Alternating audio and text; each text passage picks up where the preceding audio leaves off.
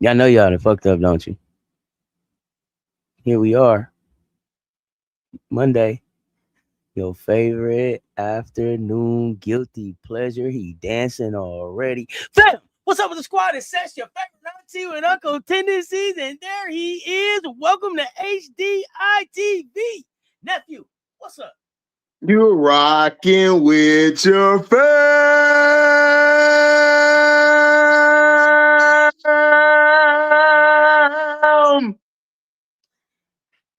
And that's the opera that we needed to kick it off. It's Mark. Nephew, let's go dancing. You got your dancing shoes? We going dancing this week. It's time to dance. It's time to dance. We going dancing. But first, we got to take care of some USA business. A lot of stuff to talk about. Nephew, what's the word?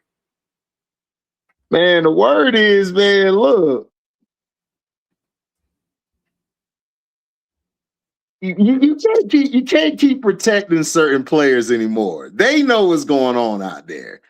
And they're playing to their fan, to the crowd. They can't keep playing Auntie like they aloof, like they just like they don't know what's going on or they're blind or something. You know, it's like what are we doing out here? I'm so confused. Look, I'm so confused. Look, we over the I'm so confused. Look, you got to come up with something else. You ain't selling us with the I'm so confused. Look, that I don't know. We over that. Right. And then they ask you a question, right? And your face just shows your disdain. Look, it's been 3 years already. Can you please move on?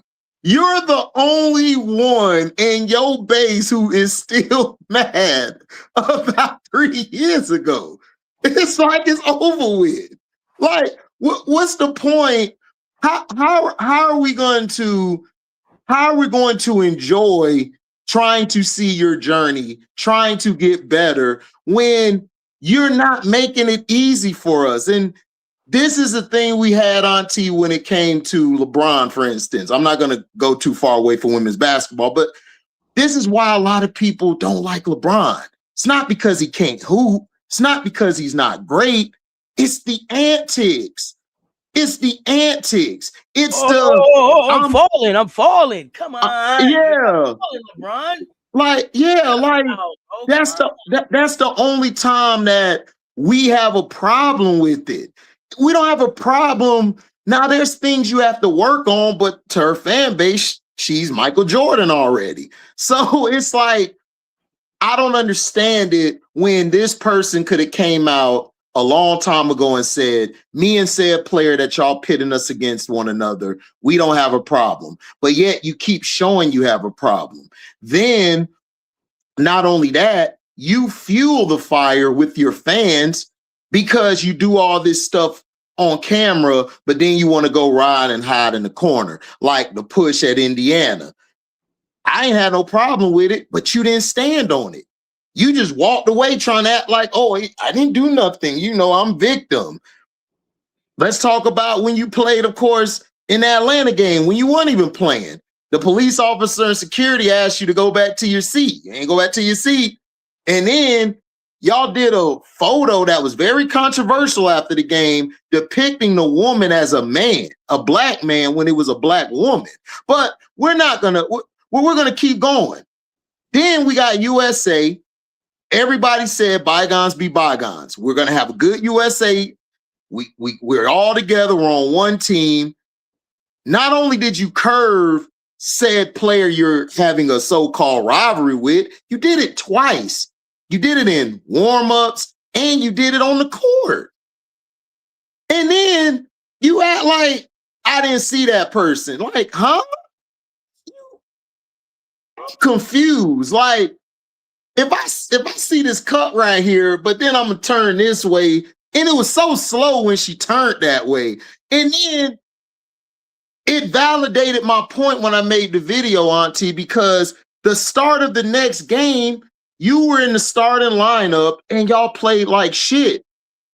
It took for Nate to have to switch lineups in order for y'all to get a rhythm going, and he had to cuss in the huddle because he even seen it. But Nate, you the coach though. See, Nate, you the coach. I'd rather Nate not be in charge. I'd rather Nate not be in charge. Now, Kara left. I would rather see Natalie. Nate the Great, I ain't buying that. But he got to make some better picks too. But keep going. I don't want to take you off. No. That's valid. That's valid. We're gonna get on him too. But it took for you to put that second unit out for them to even play better. Plus, you don't think the other teammates seen what you saw? Like, you don't think the other players see this or hear what's going on? It's like, it's so confusing to me that you continuously, when you have a chance to show that you're not that type of player, you continuously prove us right, that you are a recluse and you just don't like being around anybody. You're just about me. So, that's her attitude. She's very socially awkward. But let me ask you this question, right? Let me ask you this question. That was the worst start that we had with that line.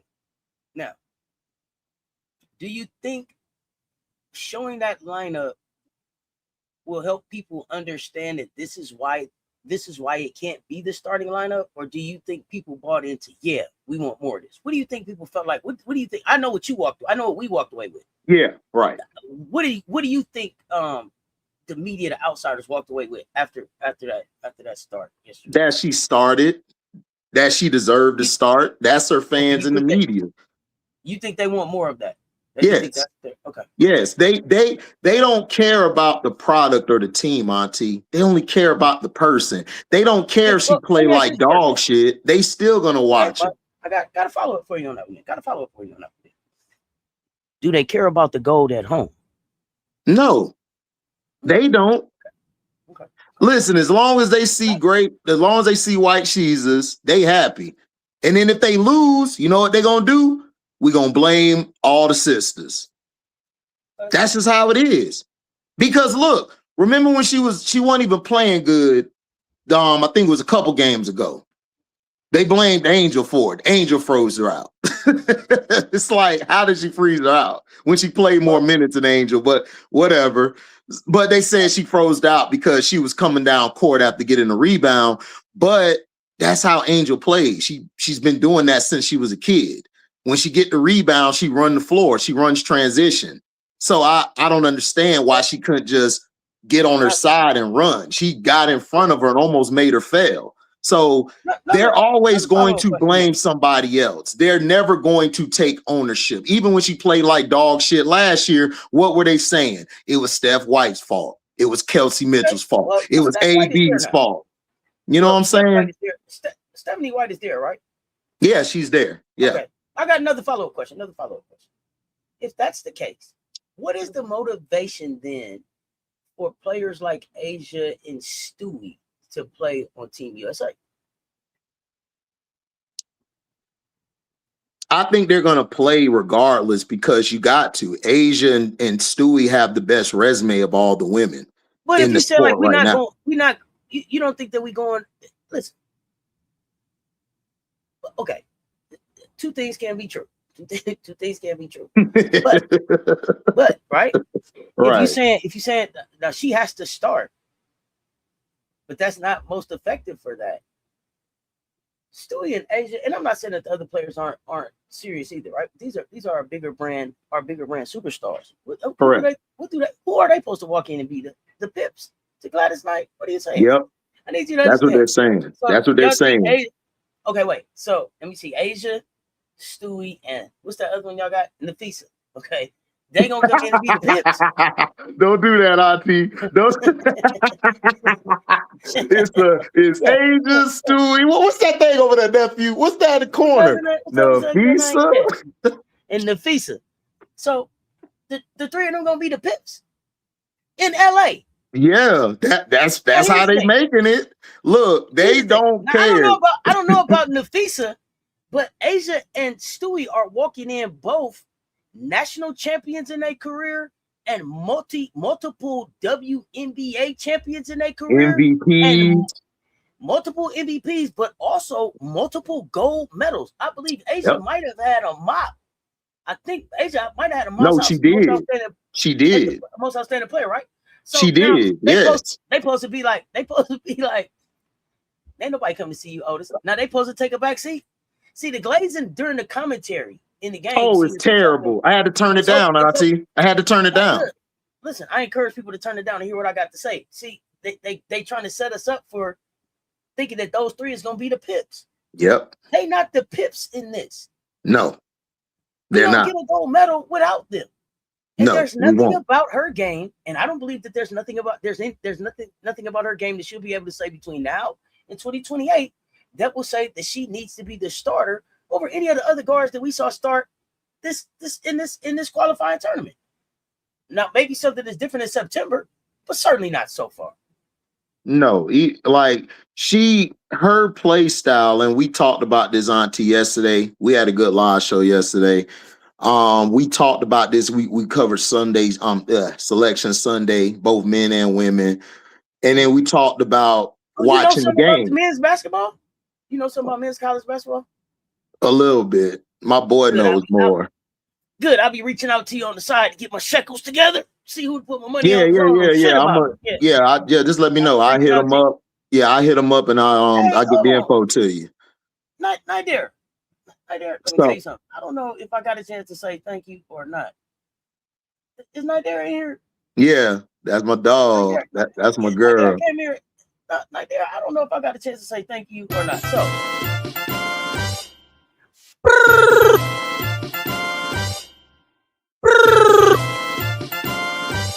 The show was over by the time I seen it. I wanted to make sure I reached out and said thank you, fam. I appreciate the support. I made sure I wanted to make sure I gave you that love.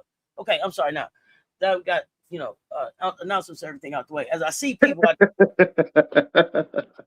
no, I'm just saying is her game. Her game just doesn't. Like we were talking about it yesterday. Her game doesn't translate. Like it doesn't. Like she doesn't play well off the ball. And the way she passes, it has to be in transition. She's not good in the half court. Plus, she couldn't even come off of the screens well away from the ball. Here's the thing, nephew. If she really wanted to learn or be better at playing off ball, this is the perfect opportunity to work on playing off ball. You're in a tournament with players that are going to be able to run the point, right? Be successful. You're playing with elite level talent in a tournament that you pretty much should dominate. This is a great opportunity for you to do something else. Take that stretch assignment. Do something else. Why are we not seeing this? Is this her saying, I don't want to? Is it the coaches not allowing? Make it make sense for me now. We're going into year 3. Why this isn't what we're seeing? And that's not what we're trying to do right here. Let's go. Because I don't think she wants to change. I don't think she wants to be better. I think she just wants to dominate the ball, get her stats. If she wins, cool, whatever. Listen, her fans are not going to hold her to a standard. See, you hold your Gamecocks to a standard, and Don and Asia. You hold all your Gamecocks, correct, to a standard. Like, this is the standard. That's what you do. Yeah, because she don't have that. Yeah. Her fans don't have that. This girl I'm telling you, it's the craziest thing. I never thought I would see something worse than LeBron fans. They're terrible. Because at least with LeBron fans is basketball. With her, it's political and an ideology where they're making her be a player, but she's not that player. And instead of holding her accountable to work on her game, they just say it's cool. Just keep shooting logo threes. They don't even care about the outcome of the game. They will be willing to sacrifice everybody on her team when it comes to AB or whoever, just to say that, oh, they're not good enough to help her. Seriously, she will never be held accountable for her game will never grow. No, her game won't ever grow because nobody's telling her, look, you got to work on this. You got to work on that. She not doing it. She gonna do whatever the hell she want to do. Like, that's just how she was. That's how she was raised. They let her get away with stuff. To your point, on the flip side of that is this. And this is a player that, oh gosh, it's hard for me to even say this. But somebody that is having a great USA tournament. Ryan Howard. Ryan fucking Howard. And it's hard for me to even fucking say it. She out there looking like Rob the Man Media taking me say, Ryan Howard out there acting like goddamn Carmelo Anthony at the Olympics right now. Listen, but Auntie, her game is fitting very well. She's very comfortable with this other. I'm not a fan. Y'all know how I feel about the Wildcats, but I give respect where respect is due, and the commentators need to give some more conversation around two-time player of the games. Listen, got to give her some respect. Got to put some respect on her name. It's a lot of glazing going on. I'm noticing that they trying to turn the fourth quarter into like if she's not in double figures, if she's not at the you seeing that bullshit, man? I called that bullshit out. I'm like man, what are we doing out here? Let's play fucking basketball. We not out here to engineer narratives. And if y'all gonna use that for, if that's what this is for, I would rather not have the players that I love watching participate in that bullshit. Me neither. You should be talking about Jackie Young. You should be talking about Chelsea Gray. You should be talking about Paige, right? We should be talking about fucking Kai Copper. We should be talking about Ryan Howard. Like, let's have these conversations. This is what pissed. Come on, man. This would piss me like that's what pissed me off about it. It's like, what's the point then? Why are we out there? Why are we out there then? Did they put out a stat that said Angel was the most? I'm sorry, I didn't mean to cut you off, but no, you good. Did they put out a stat that said Angel had been the most efficient in the? Yeah, she's in the top 2 or top 3. Yeah, that's what I'm saying. But we're not talking about that enough on. I seen it on the Instagram. I don't know if we're talking about it enough in the media during the game. We're not telling them stories, and this is what drives me away from this. But I'm sorry. Go ahead. Let me get off my soapbox.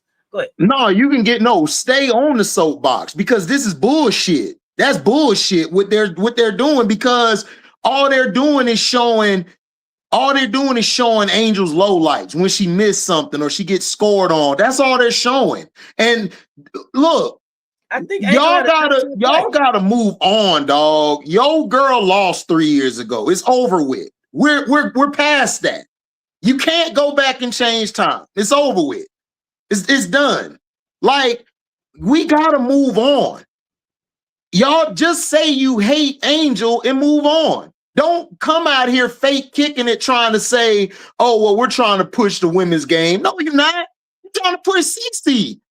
Y'all have not pushed the game forward. It's platforms like me and you, Auntie, is the only ones pushing the game forward. They're not pushing the game forward. Jackie Young has been marvelous. Paige, marvelous. Ryan Howard, stupendous. They've been playing Ryan Howard's been playing out of this world. She's reminding me of Carmelo Anthony. How he just translates. I told you that's what reminded me. Because her game translates better because Ryan knows how to play off the ball. She knows how to play with the ball, and she's a 3-level scorer and a 3-level defender. She can guard some of the 4s and the 5s if she's matched up. It's the size and athleticism too. Exactly. She can be physical. Yeah. She can shoot over a lot of people. Yeah. She's quicker than the bigs. It's translating very well for her at the international level. Yeah. And I wasn't sure at first. I was like, I don't know, Kai Copper maybe over Ryan Howard. Ryan Howard is making a real fucking case for. And then Kai Copper didn't play yesterday. What was that? Why she didn't play? But but Nate is her coach, right? Right. Yeah, I think Kai was like, yeah, I don't need me. I don't think we needed Kai for that.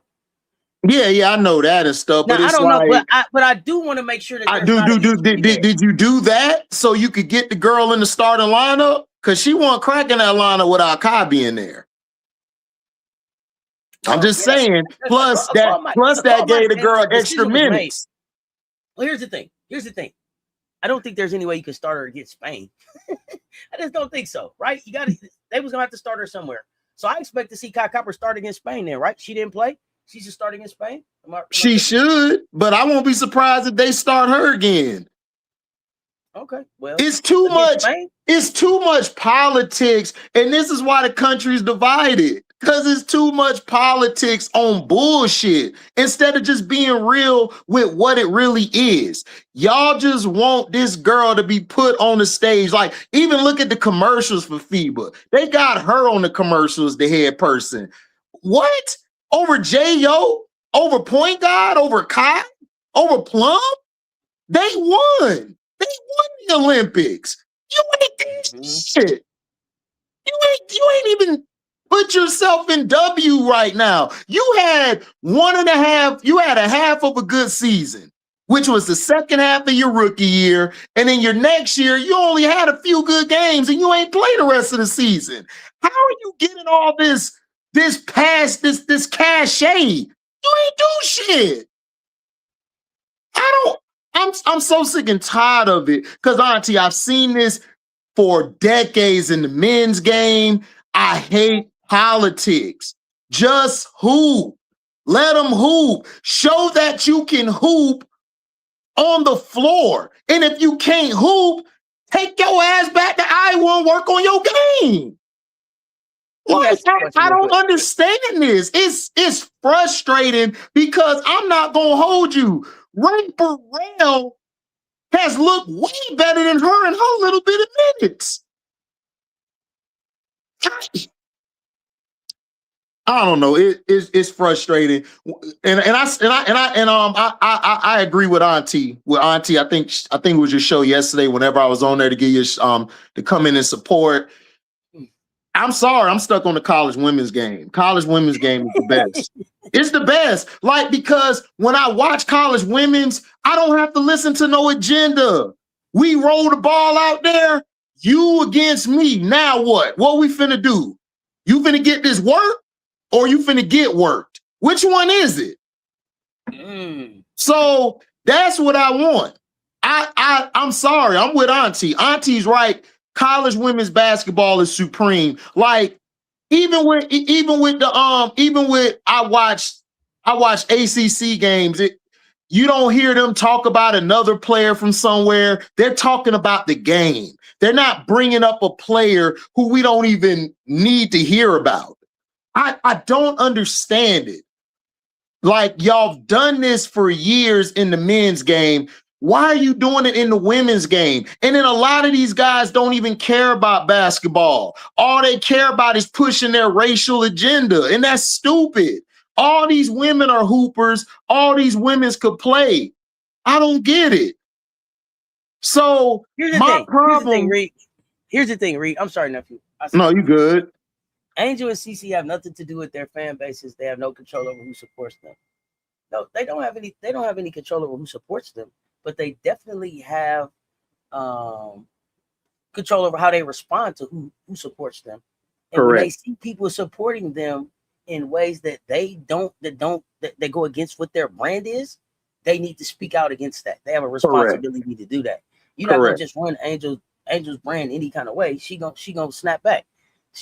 I see her clock T all the time on social media. Not yep. That. Nope, don't say that. Nope, I didn't do that. Nope, how about this? Receipts matter, words matter, how you handle your brand matters. The business of basketball is the most important part of what's going on right now. It's not even your skill set. It's how you handle the business of basketball. It's too important right now. That's all I'm saying. Like, we know you can't control your fan bases, but like Auntie said, if I see my fan base acting like some buffoons and hooligans, I'm going to speak on it. I'm like, yo, y'all got to chill with that shit. Because all of us here playing, all of us trying to win, all of us are trying to, better the game. And I just haven't seen CC do that. Like, I haven't seen her. I need her to step up and nip it in the bud. But when we ask her to do it, she do some other shenanigans. And it's like, we're tired of it. Me and Auntie are tired of tuning into a game and our favorite players are on TV, but we got to hear about her. It's like, that's not fair, bro. Like, she hasn't put in no work yet. In college, did she put in work? Yes. She has the all-time scoring record. Cool. But this is the pros now. You haven't etched nothing now. You haven't done nothing yet. You gotta, like Asia, she balled out in college. Stewie balled out in college. Both of them illustrious careers. But you know what they did? They had to go to the next level and show everybody, oh, we're gonna give you that work on this level too. And they did. And they're continuously doing it. Your resume starts back at 0 when you get to the pros. And her resume is not looking good right now to me. Outside of that second half of her rookie season, she has been horrible. and her fan base has got to hold her to a standard. If you care about such player as Cece, tell Cece, work on your game. Y'all not even doing that. Y'all are only looking at stats. That's all y'all looking at, but y'all not looking at how she accumulated those stats. They're leading her into the fourth quarters to build her stats up. Go look at the last 2 games. That's what they did to try to get her the player of the game. And I don't like that because it's separating the camaraderie of your team. Auntie has played a team sport before. I've played. Plenty of people I've around have played. That is not cool in the locker room. And other players see that shit. And you could tell they see that shit because when they're on the floor with her, their body language falls down. It's like they don't want to be out there with her. And if you don't believe me, go watch the games and look at their heads. Hey, go watch the game. Check this out. Oh, nephew, let me tell you what I watched. It ain't even that. Watch the end of the game when everybody's slapping fives and she walks in a circle, claps her hands to herself, and walks like by I thought I was tripping. So you saw that too. No connection to the team. I was like, oh, god damn. Bruh. Such and such over here. I saw this group high-fiving, and it wasn't a we're not fucking with you. It wasn't a Mean Girls thing. It was an awkward social, I don't know how to fit in. I've disconnected myself from this. Yes. And I don't know how to walk back in the room and be authentic because I've been so full of shit. I'm gonna add that to that. Keep it right there. Remember the All-Star games, right? With her on it, she did the same thing, except you know what was different? She had AB there. She had K Mitchell there. But now that AB's not there, AB was supposed to be here. Exactly. There you go. You're getting it now. It's making it more obvious.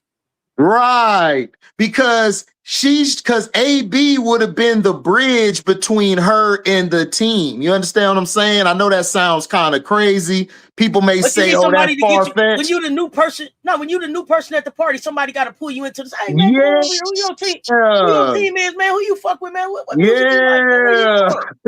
Ain't nobody brought you in off the you just a wallflower. And they gonna leave you over there till the lights come on in this motherfucker because they recognize who you are.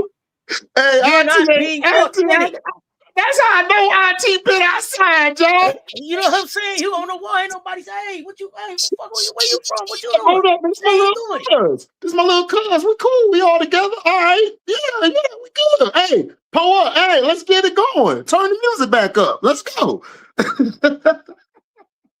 That's how I know Auntie been outside, Joe. Here's the thing. If it was just that she was an awkward type of person when it came to being on camera, then you know what would happen? She would address the bullshit with her team off camera, and they would put out stuff that addressed the bullshit. Correct. Period. Even if she couldn't, if she was too uncomfortable, she would still be mad enough behind the fucking scenes to tell her team, "How in the fuck y'all ain't addressed that yet? That's not me. That's not my brand. Snap back on that." I don't see that happening. Nope. Regardless of whether she's comfortable or not in front of the camera, she is still the one steering the ship. She is still Caitlin fucking Clark. Yep. She's still Caitlin Clark. She doesn't even try. And that's the point. Yeah, that's the point we're making. Like, she don't even try. She don't go out her way. Listen. Let me say this real quick. Go ahead. My fault. Go ahead. Let me throw this out here real quick. Because when she did try, and I'll make this quick, was when she did she won the Time Magazine award, whatever that was. She did the interview with the little black dress on and told everybody that black women needed to be celebrated and talked about more and all of that and pushing black women forward and celebrating the past, right? And within 24 hours, her fucking her fucking jersey retirement was scheduled for the same day that the GOAT he won right now was getting her jersey retired. And she didn't stand up and say, no, that's not for me. No, I shouldn't do it in Black History Month when we need to be celebrating the black women that built this thing up on their back, like I just said last night. She doesn't move like her mouth move. Her actions don't support what her words say. And it makes it off brand, and people recognize that shit. In 2026, people are sick of bullshit. Yeah. They sick of people beating around the bush. This is why they come up here and listen to me in HD. People want to hear the real, live and direct. People ain't got time for the bullshit. That's it. We ain't got time for it, man. Like, look, that's all we're saying. Like, CC fans, this is what confuses me about them. They don't even know what their player is great at and what they're not great at. And that's what confuses me. Like, they always come up and they love to deflect, Auntie. This is their main thing. Well, why don't y'all tell Angel to work on her game? And I tell them, nigga, we do, but every time I look up, she working on her game. Right. So what are you talking about? Like, she works out, she works on her game. She's a post player. Different from LSU to right now. You can't tell me that Angel doesn't look different from first year WNBA to right now. You can't tell me that she doesn't look different. Yeah. And then not only that, y'all diss the girl on her percentage, which Auntie, I told my young folks yesterday, we grew up, we ain't give a damn about no field goal percentage. If your ass could shoot that bitch, we tell you to shoot that bitch. Like what Don said to Camilla, shoot that bitch. You got to shoot it. Shoot it. We get to the analytics later. Yeah, we'll get to that later. But we didn't give a damn about that and everything. Oh, appreciate the $5 super chat, Jabari. When Angel and CC sat by each other, they both didn't look each other way when they was gonna check into the game. But bro, like Angel has always initiated the try to be cool with CC. She's always done that. Angel don't care about petty shit like that. Angel is a nice, great teammate who got dog in her, who will give it all on the line for the team to win. That's just how she is. Like, if you're going against her, you even saw that with Camilla. Her and Camilla battle, you would be thinking, man, they don't like each other. Man, they hugging each other first day they see each other. Because it's about what's on the floor. It's competition. It's not personal. You're trying to win for your team. So Angel has tried to do everything, even behind closed doors, which y'all don't see allegedly. She's tried to reach out to that team to have a sit down with Caitlin. You know what Caitlin team does? They shoot it down. So I don't tell y'all all of this right away because I'm trying to just chill because I don't want it to be nothing but I don't want it to be gossip and I'm not trying to put shit out there. But I got people I talk to behind the scenes. She's reached out plenty of times to try to get a connection with CC, allegedly. And CC people shut it down.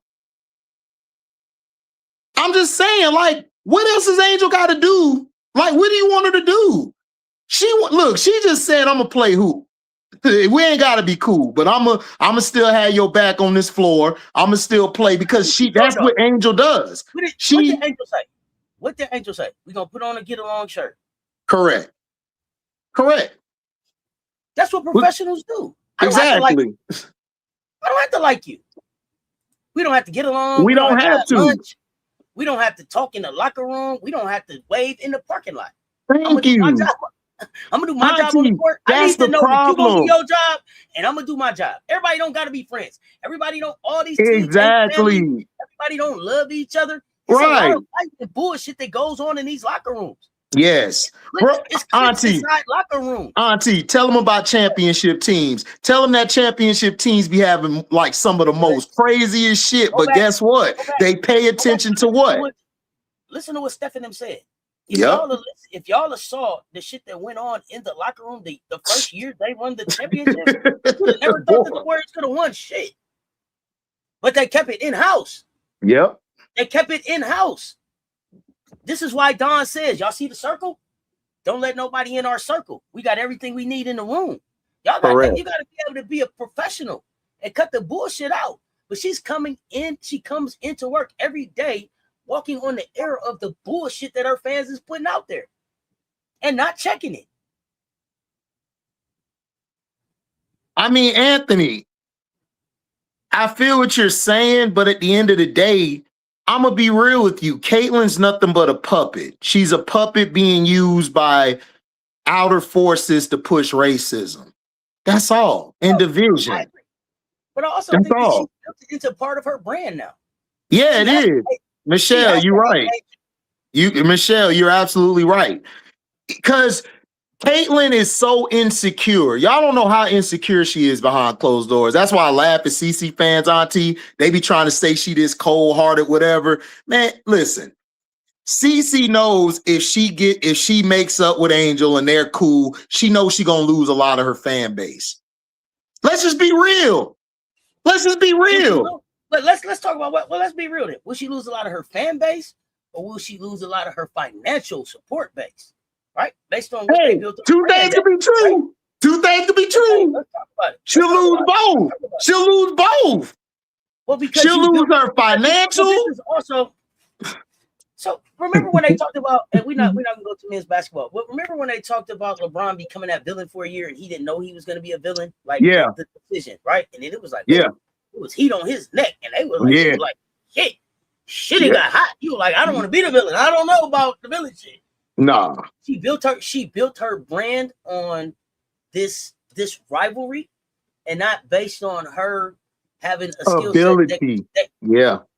And she didn't base it on the skill set that she didn't base it on the fact that she would be able to put the work in to scale her game, right? Correct. So now that she didn't build it on that, she's got to stay true to. It's kind of like she typecast in a movie. You know what I'm saying? Yeah, Urkel. Yeah, you only get to be this motherfucking person every time. You know what I'm saying? Kind of like Ben Affleck only get to be Ben Affleck in the movies. You know what I'm saying? Just Ben Affleck. You know, it ain't really no lot he doing just being Ben Affleck like that. Yeah, he just walk in. I'm Ben Affleck. I ain't Batman. I'm Ben Affleck. I'm Ben Affleck. You know what I'm saying? Shit, he Ben Affleck. That's how I think he go. Oh my goodness. That's crazy. Do you think finally the pressure and comparison? Oh, go ahead. Oh, and I was reading Anthony's thing. Do I think the pressure got to her? No, I just think the problem, it's not even pressure. When you're told that you're something for your whole life and you're given allowances all the time and nobody checks you, you carry that with you and you continue acting that way. CeCe has always been approached as people kissing her ass. Everyone has kissed her ass. Everyone's bowed to her. Everyone's allowed her to be a spoiled, petulant brat. They didn't check that. So now when she comes into a league and she's been hearing all this, I'm the greatest of all time already, which I don't even know how that got there, but she looks at Asia and Stewie and them as they need to bow to her. They need to come and talk to her. And me and Auntie looking like, Nick, no, that ain't how that shit work. But she's never been taught how that works. She's never been taught that. She's never been taught that at all. The freshmen running up on the cool seniors on the first day of school. Yeah, right. like she in the group too. Like, girl, you ain't what you talking to us for? You're not on our level yet. We see you. You're one of. Hey, listen. You're one of the talents coming into the league that you know what she needs to do, nephew. You know what she needs to do? She needs to go dark. She do. When the season ends, she needs to cut off all the social media, all of it. Just a fucking peer, get in the gym, and then come back when it's time for the season. Don't let us hear from you.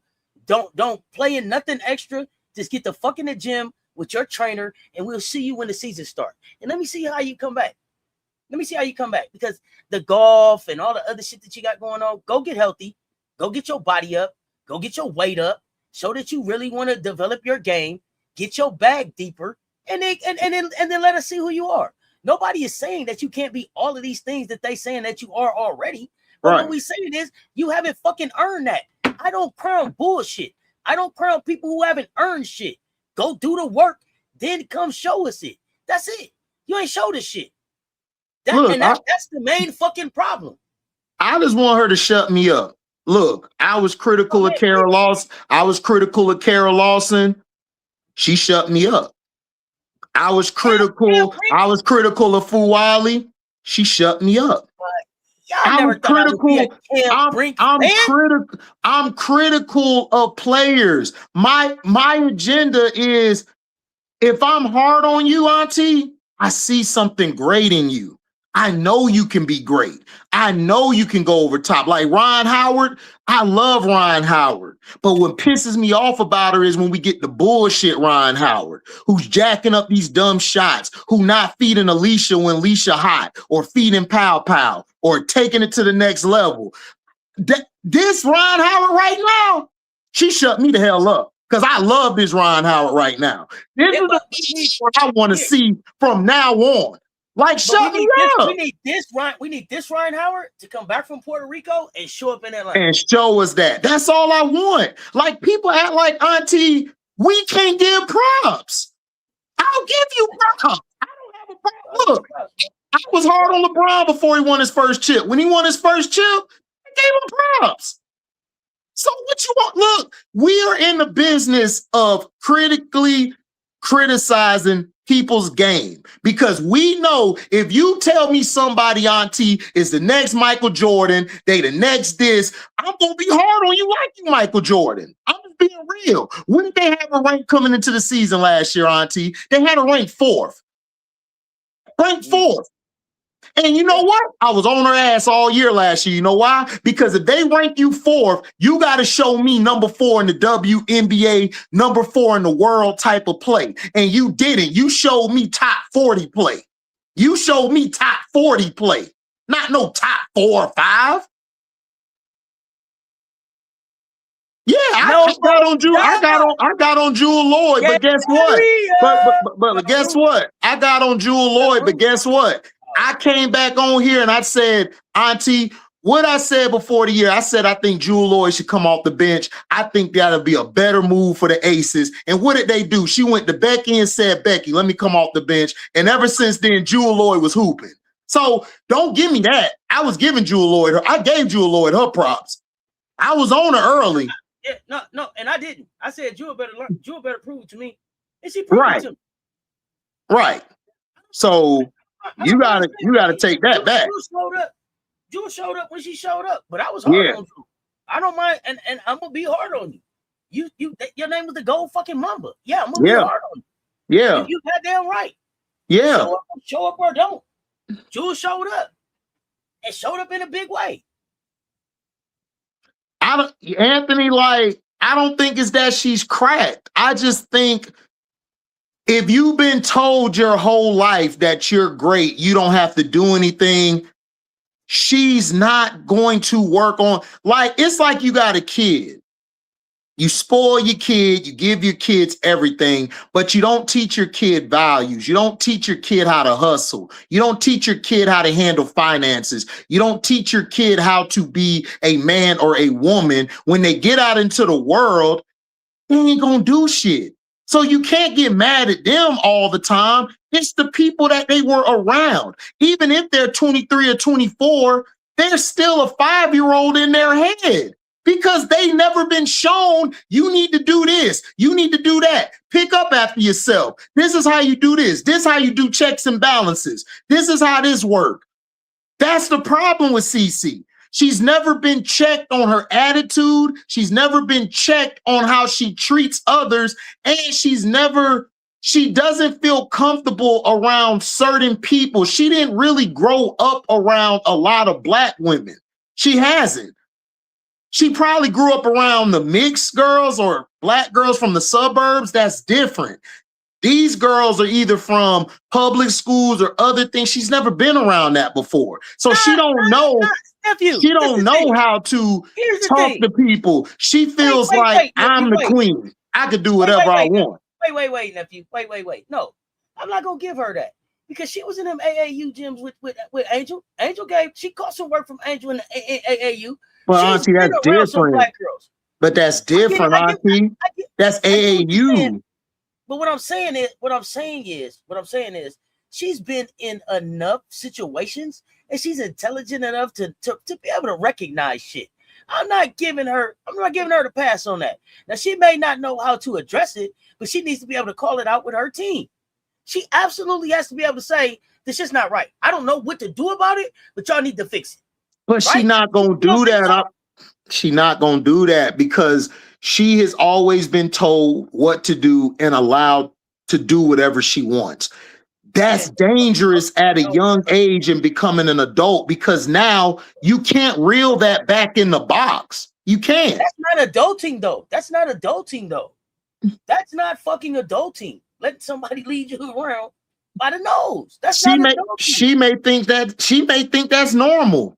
Like, listen, everyone don't think like we do, or anybody in the chat. She may think this is normal. Like, this is normal for somebody to tell me what to do. This is normal for me to have entitlement. That's just, she probably thinks that. Entitlement is different than somebody telling you what to do. And that's my thing. Like, you just ain't even gonna speak up. They just say whatever about you. But can it be two things though? Can it be you spoiled and you entitled and you love when people tell you what to do? No, more. Yeah, two things can be true. Well, people don't understand. Three things can be true. Five. Yeah. People don't understand that. I'm just saying. I never looked at it like that. I'm just like, hey, you don't see this shit? Say something. Say something. But yeah, okay. Well, there's that. Let me see. So I don't want to spend the whole afternoon talking about. Okay, White Wolf. Oh no, White Wolf, you straight. Like I said, I respect Jewel. Jewel, look, I don't know these players. I don't hate none of these players. I don't hate anybody. I don't have hate in my heart. I don't know how to hate somebody. I'm just gonna give you the truth of what I see. And if I see your game is bullshit and they're catering to you with this bullshit, I'm gonna call it out. Because it's bullshit. Mm-hmm. Yeah, no. But that's what I'm saying, though. It's one thing, though. You know what I'm saying? It's one thing, like, when you think one thing is one way, and then you go spend the night at your friend's house and be like, yeah, that shit ain't like, it ain't like that everywhere. No, it ain't. It ain't like that everywhere moments is what I'm saying. Speak on it. But I understand what you're saying. They didn't coddle Lisa Leslie or Candace Parker. Cannot treat the Candace Parker really bad when she was a rookie. Hey, pointed out. Oh, go ahead. No, I'm just saying, like, MJ right. Like, look, like, those players are different players. Like Candace and Lisa, they grew up differently, they played differently, and they reacted to being coached hard because that was instilled in them since they were kids. She's never had that. She's never been coached hard. She's never been pulled to the side to say, yo, your game ain't working right now. They allowed her to do whatever she wants, and that's dangerous because now that she's out the box, you can't put that back in the box. So all of this stuff she does on the court, she knows what's going on. That's what's dangerous. But she know her fans are stupid, so they're gonna follow it. She know her fans gonna follow the shit. Let me add something real quick. And I can't speak to Lisa Leslie, but I want to speak. And I'm not a Candace Parker. Y'all know how me and Candace is. I love Candace's game, but I'm trying to figure out who Candace is now. But I want to say this about Candace. Right. And this might be the difference between Candace and Caitlyn, right? Candace, like Caitlyn, you know, was a suburb kid out in the suburbs hooping. But when Candace tried to make her move to make her name, Chicago said, "We'll be down. You're gonna have to come down here on the South Side and prove that you are who you keep saying that you are." So Candace had to come in the city. Candace had to come in the city and win some shit. Candace had to come get vetted in the city. She had to come get Chicago respect before she went on and really had her name. I don't know if Caitlyn, I don't know what was the city she would have to go into in Iowa. I guess Des Moines. I don't know. That's Idaho, Auntie. I don't know. I couldn't think of Iowa City. Des Moines. They all the same to me. Hey, for a long time growing up, I thought all of them was connected. Iowa, North Dakota, South Dakota. Iowa City, Iowa. I don't know where she can go. I don't know what the inner city is. I don't know where she go to the west side of what city. Y'all have to tell me. But she needs to go to the west side of some city and prove her. Well, I guess she's in Indiana now. Go to the west side of the Nap and prove yourself. Gary. She got to go to Gary. There we go. Is it the East Gary? Nah, not Gary. Is Peoria in both? Y'all let me know. Right. I'm gonna mess with y'all. Right. She needs to go. She gotta go to like East St. Louis or somewhere and prove herself. I'm just saying. She need to do something because this this ain't working because I'm getting tired of all of this crap. I just don't. Oh, there's a Des Moines, Iowa. Shit, I thought it was all shit. Thanks for teaching me, MJ. I thought all the Des Moines was together. I know, yeah. Peoria is Illinois. I was trying to see if it was close. Peoria, East St. Louis. She might got to go out of state to prove herself. You know what I'm saying? Hit the chicken circuit, the chili circuit. I don't know. Right. Right. Okay, but listen. I'm not gonna make this all about her because there's another USA national basketball team that we have to have some words about. My goodness, the bronze. Listen, let me tell you something. I am sick of getting a bronze in 3x3. Now, let me be clear. Don't move Ryan Howard back to 3x3. Don't move Ryan Howard back to 3x3. That's not the solution here. I liked Alicia. Alicia got a little snap. Did you see Alicia got a little snappy in the semifinal? Oh, hell yeah. Because that chick was dirty as hell. Alicia looked like she was going to do some fighting in the semifinal. I ain't never seen Alicia. But we went on and lost. We went on and lost in the semifinal, y'all. And ended up winning the bronze. I didn't watch the bronze medal game. But I need to understand why in the hell we can't get this gold medal. Did you see the semifinal? Now, at least brought us back. We go to the tie. We blow it on the defense. The girl knocks down the last second three. But we shouldn't have been in that situation. No. What was wrong with the construction of this team? What would you do different with this team? What are we missing here?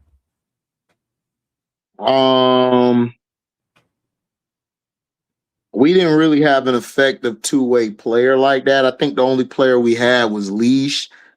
Veronica's good on defense, but consistently offensively, she's not always like her shot sometimes can go. I think we needed a better rim protector, somebody who can rim protect and like slide their feet onto the smaller players. Shakira sometimes, in my opinion, struggles with one-on-one defense and coming to help. So we need to get more versatility out there. Like a Sanaya Rivers would have made sense to me. Somebody who can do both things, play defense and then be able to get downhill, also can switch on a big when she needs to because of her length and size. Like, we need something like that. Or Letitia. Letitia would have did well in it to me. Well, she ain't going to play for us. She's going to play for Canada. But right. I thought about Cam Brink, but I was like, Cam, you might do a lot of fouls. But I think Cam would have been better because she does well in 3x3. But what about Sanaya Fagan? Sanaya Fagan won a gold in 3x3. Fagan would have been great. I like Fago, but you know who else? If they was healthy, I would have liked the Sonia Citron. I would have liked the Sonia Citron. For the shooting, the defense, the basketball IQ, the versatility. So I don't know. It's something not right in the recipe. I don't know if we need a little bit more salt, garlic pepper, Mrs. Dash, what it is, but it's something not right. The other thing I noticed is this, nephew, and I want to talk to you about this. I noticed that even though those ladies had played unrivaled, they were not in shape for FIBA 3x3. Shit, they was tired as hell. Half court 3-on-3 was whooping their ass. You seen that? Mm-hmm. They was huffing and puffing. So I don't know. And plus, like Leash and Hill and Nas were like really the only two who's consistently played together. So, like, to me, when you get a team together, you want to try to get players who are familiar with each other's game. You know, because I don't think they were even though they did see Kira and Veronica during the season and during the unrivaled 3v3. It's kind of different because you're not actually playing with them or learning how they like the ball or how they like to get the ball. Those are very key components when it comes to chemistry.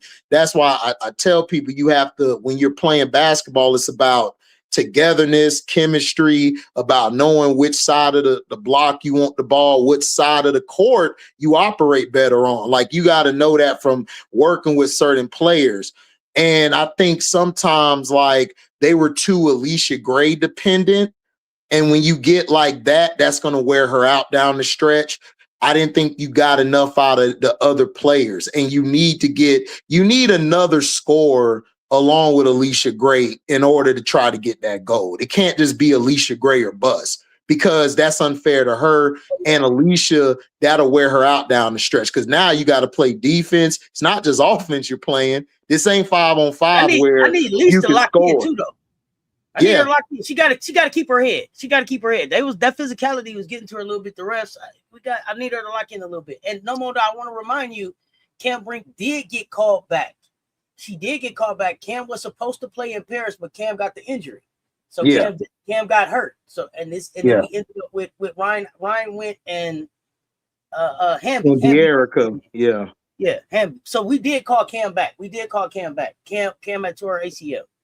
Yeah. But I like Cody in 3x3. I like Fagan in 3x3. I wouldn't even mind a Harmony Turner in 3x3, right? Harmony would have been good. Like I said, like Leash, the thing with Leash that Leash lets the, like you said, not only the physicality, when she doesn't get a call, it kind of frustrates her.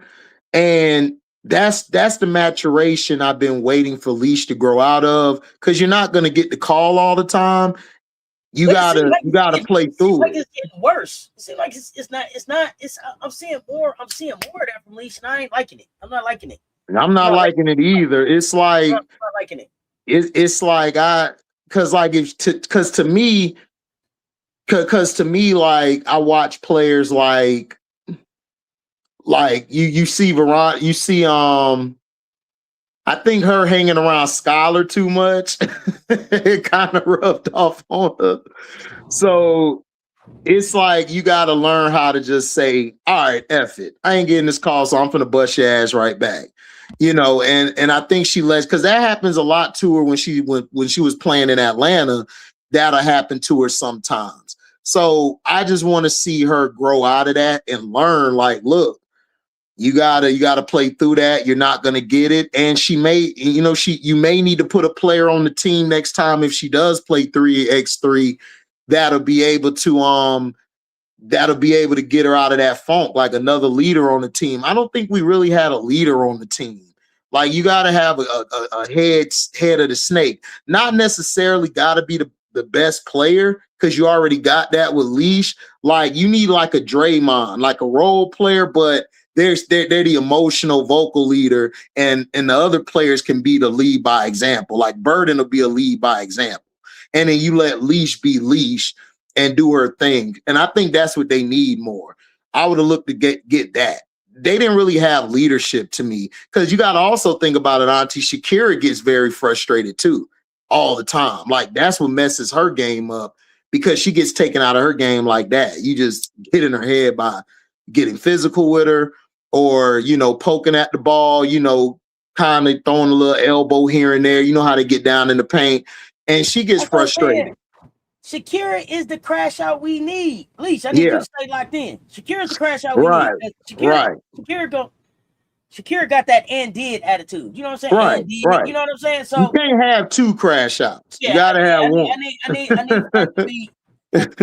I'm leaving that to Kira. Yeah. And fiery redhead on the team. We only need one fiery redhead on the team. Yeah. And like I said, I would have rather seen a Sanaya instead of Sanaya Rivers. I don't know if she's played 3x3 before, but I don't know if she played it either. For USA basketball, I don't know if she has any experience at the USA basketball level, but her versatility, defense, scoring. I like that. I'm not a fan of Angel and Kiki on the floor at the same time. Maybe it's just me. Angel and Kiki probably don't play together in practice. I actually like them on the floor together. I don't know if the vibe is off. I think it throws other teams off. Yeah, I like them on the floor together. What you don't like about it? Yeah, June, tell me. June. Those two. Because I liked them out there, because Angel covers up for Kiki's defense sometimes, because sometimes Kiki's lack on defense, and Angel covers that up. Angel, I'm gonna be honest with y'all, we're gonna need, like, I wanted to see AB and Angel together on the floor, because I think that would have been a nice post presence, because AB is good protecting the rim. And then that would have allowed Angel to flow like the play both block to block, perimeter to perimeter. She'd have been able to fly everywhere. She's kind of being hindered to me because there's nobody else besides her. Like Angel's our best anchor on the team. Everybody else is kind of hit or miss. Like Mo Billin, she's okay. De'Erica, like I don't know what's going on with De'Erica. She hasn't had a good showing. I think she had that one game, and then the other two, she's been kind of, I don't know if that's the rotations they have. I like her with Angel. That was her best game when she played with Angel.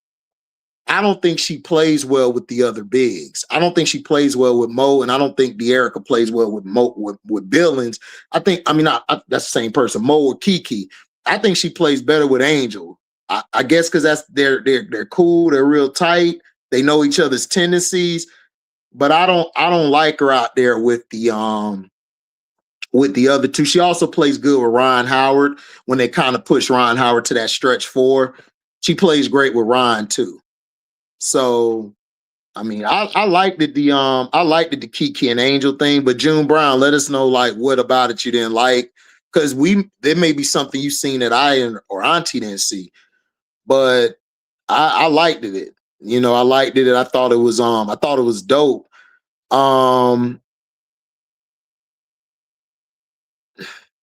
Yeah, like I think that's what it is. I believe it's the rotation HD. Well, you also got to remember, guys, like Nate took over from Kara.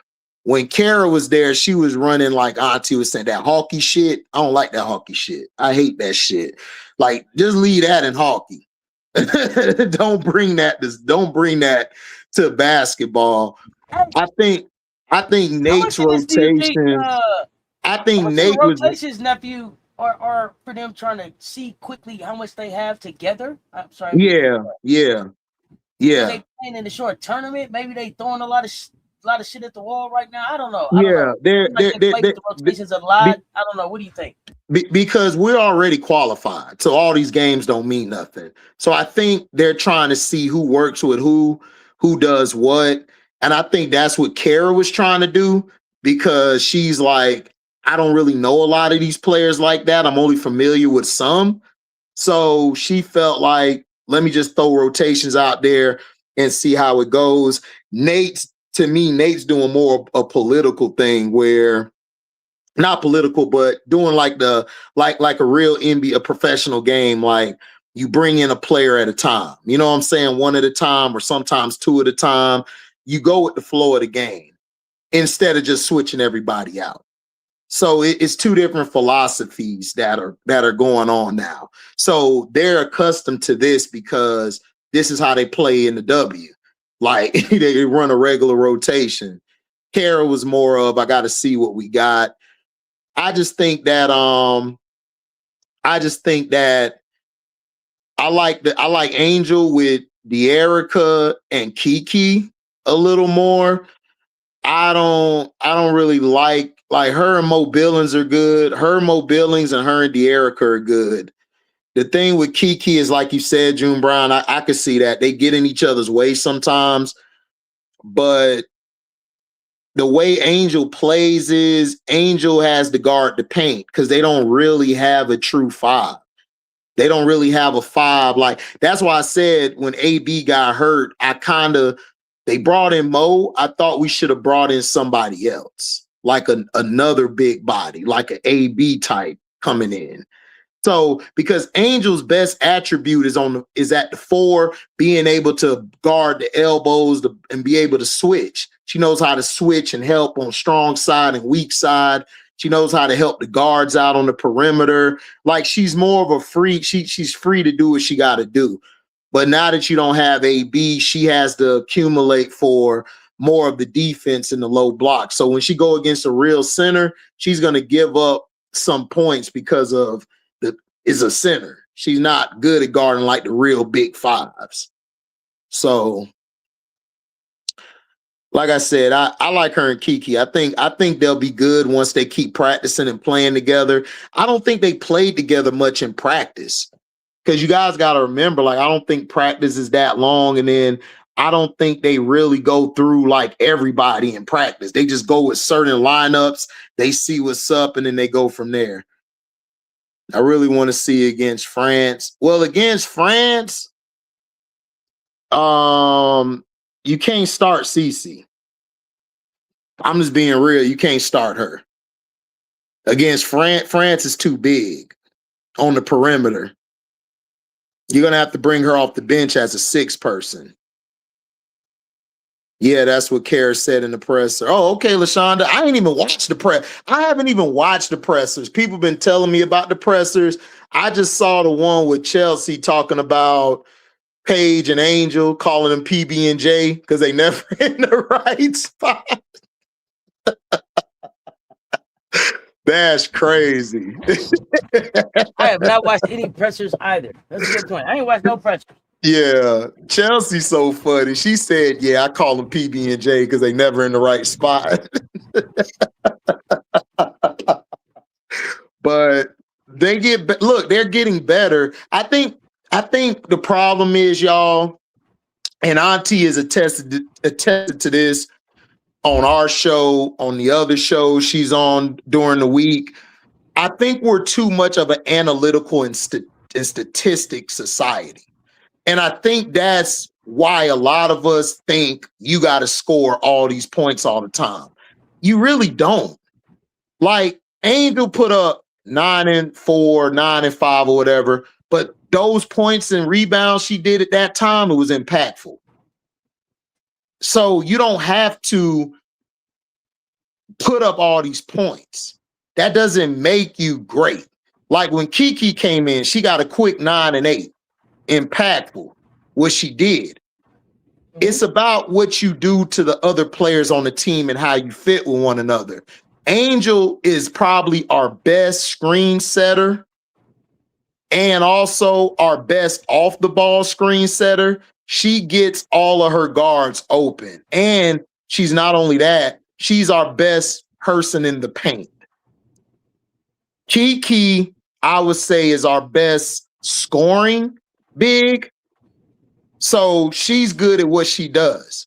So different lineups they can fit in, but a lot of times they're not going to put up all these big numbers because you got a lot of guard play and wing play where those players are shooters and they can score at each level. So we don't really need our bigs to be great at scoring. We need them to defend, rebound, push the pace, get the ball to our other players, our playmakers.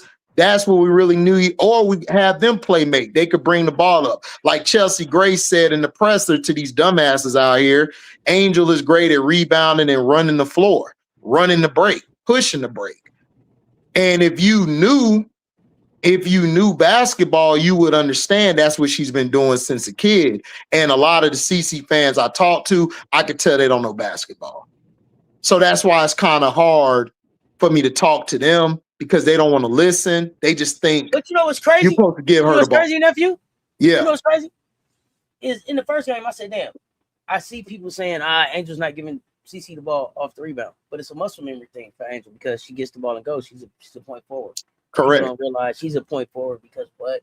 She's a point guard when she was shorter. Know that part, y'all.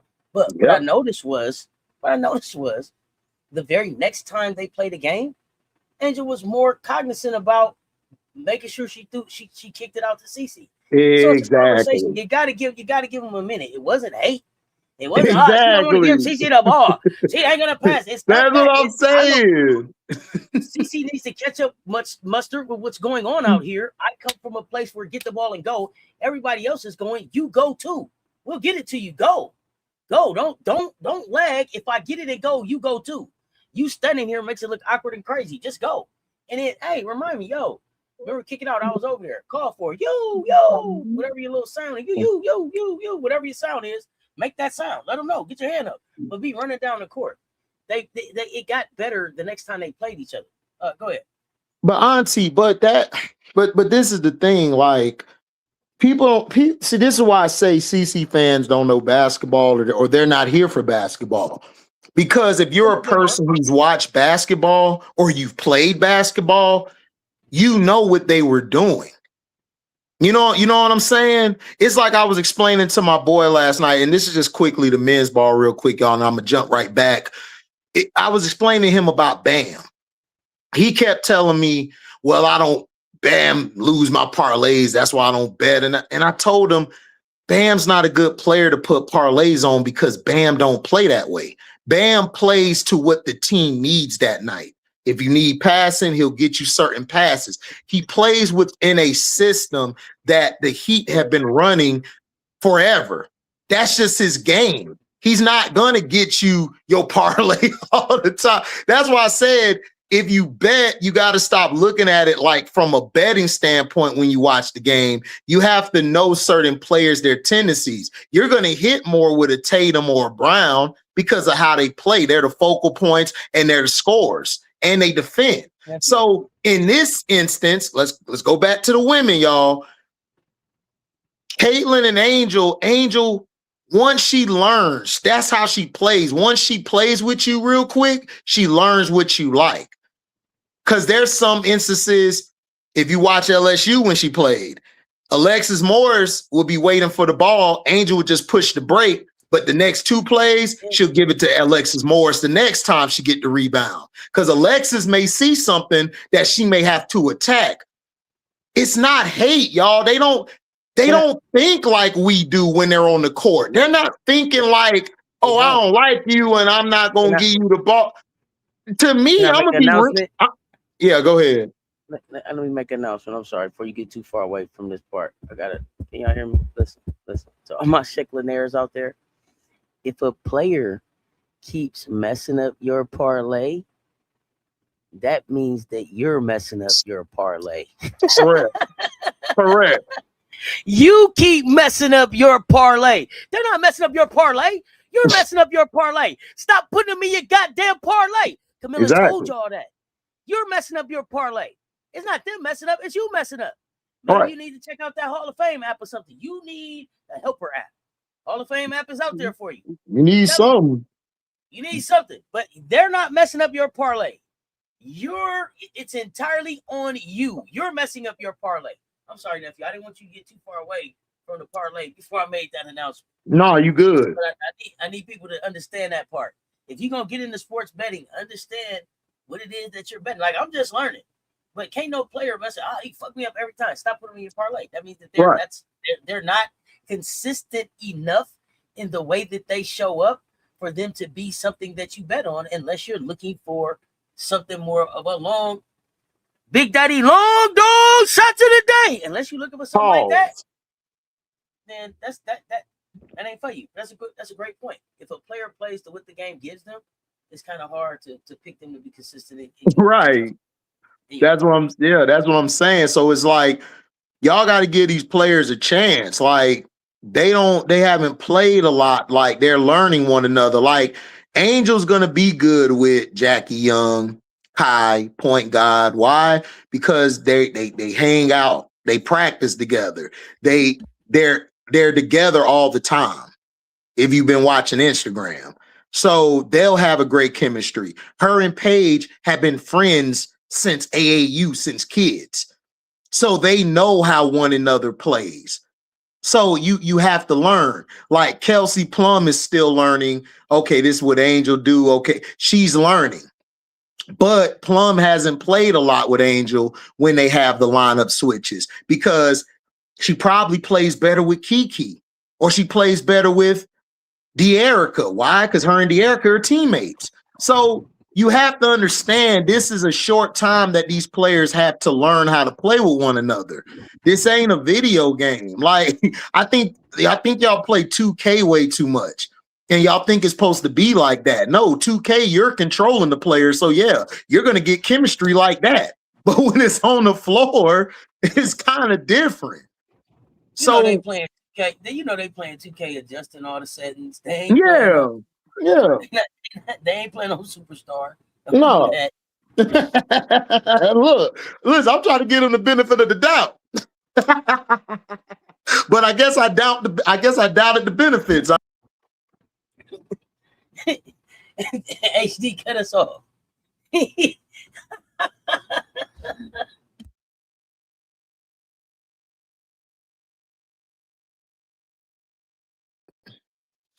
Kick me out. They kicked me Mic out. drop. I was talking Nephew about said mic 2K. drop. I was talking about 2K. And the mic drop. Nephew left to go play the game. He was like, you know what, 2K right now. Bam. I'm out. Hold on. I owe him an ass whooping. Hold on. I'll be back. Man, they out there to spend $500 on $500 on their player. Talking about, I'm a hooper. No, you're not. No, you're not. You didn't build a player. You bought a player. Right, you bought a player. Right, they go get all the $100,000 VCs, and they like, yeah, I'm gonna make my player. Like, what? Man, get out of here. I got my player at 99. I'm riding around in the go-kart and shit. Yeah, right. Got on chains and fur. Got on glasses with like crazy hair. I'm like, what is y'all doing? My player got all the Jordans. My player got all the days. Man, I got the crazy 8s on right now. Y'all ain't effing with me. I got wardrobe. I'm about to change my outfit. What's up, Yaku? What's up, you cool? Let's see. Angel defense was super crazy yesterday, and offensively, she seemed like she was feeling herself and needed to get frisky so much. So I don't think Tibbetts needed to see anymore. Hey, but you know what? Since Angel showed back up at Unrivaled, her defense just been turned up. Like Angel's like, I'm ready to pick up 94 feet. What y'all want to do? I'm out on the perimeter. Let's get it. Like she is turned up. I like the aggression that she's bringing on the defense. Mm-hmm. I like where she headed. I like where she headed with that. So, Nephew, you ready? You ready to move along? We gotta. Yeah, I'm ready. We can't put these 68 off too much longer. No, we can't do it. The bracket has dropped. Get your dancing shoes out. Let's talk. Let's talk. Initial reaction, selection Sunday, thoughts on the bracket, initial reaction, and then we can go bracket by bracket. Let's get your initial reaction first. I got it up, y'all. I was shocked about Merlin being where they were at. I was shocked Merlin got my bad. I dropped the damn phone. So Maryland, like shocked, like they got underseeded, overseeded, they got snubbed. I thought they got overseeded. I thought they should have been a little lower. Okay. Because they had a bad season down the stretch, and then they didn't look good in the Big Ten, tournament. So I was really shocked that they were there.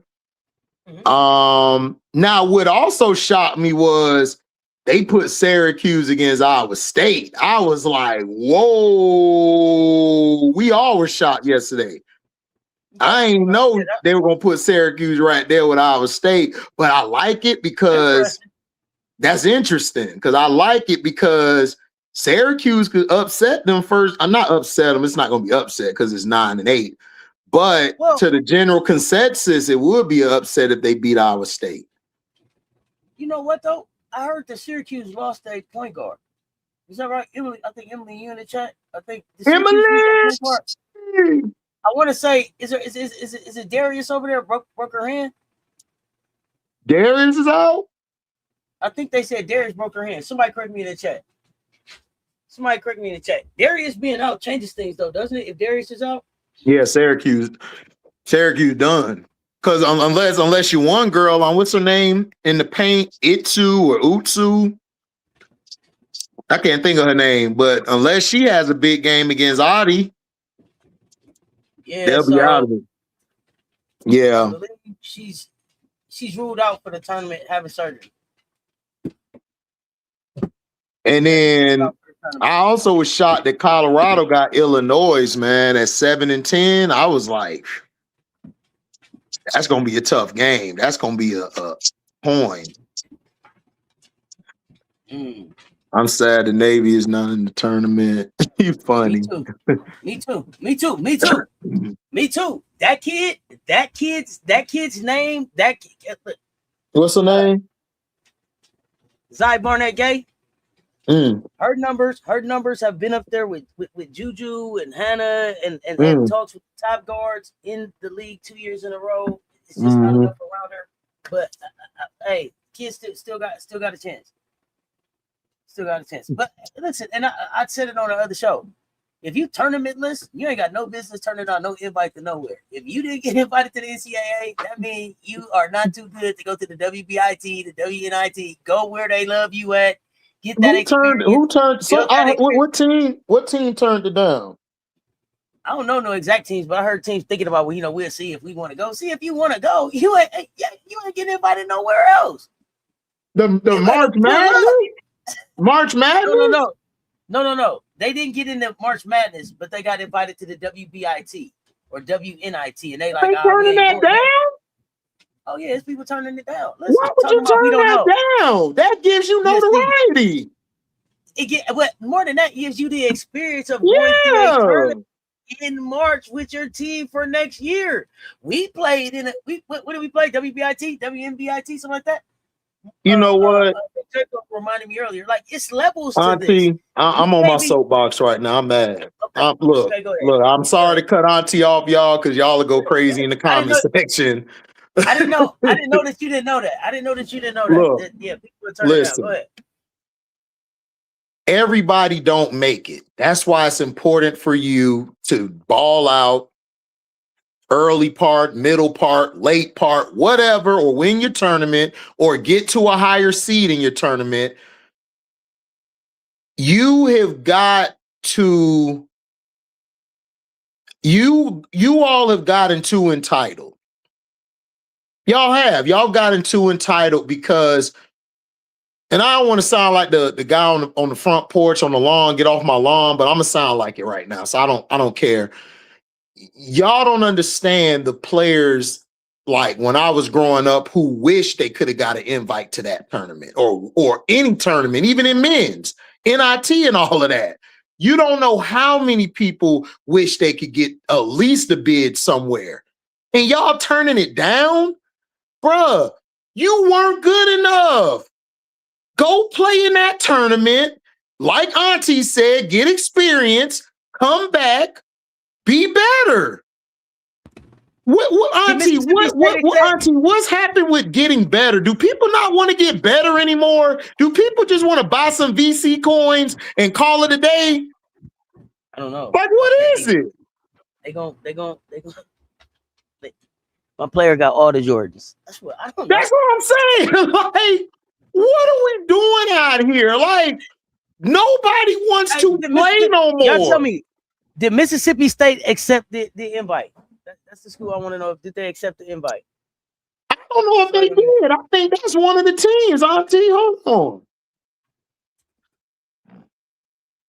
So I know I think Stanford is going. I think Cal is going. Texas A&M is a 1 seed in one. Alabama A&M is playing in one. Who else?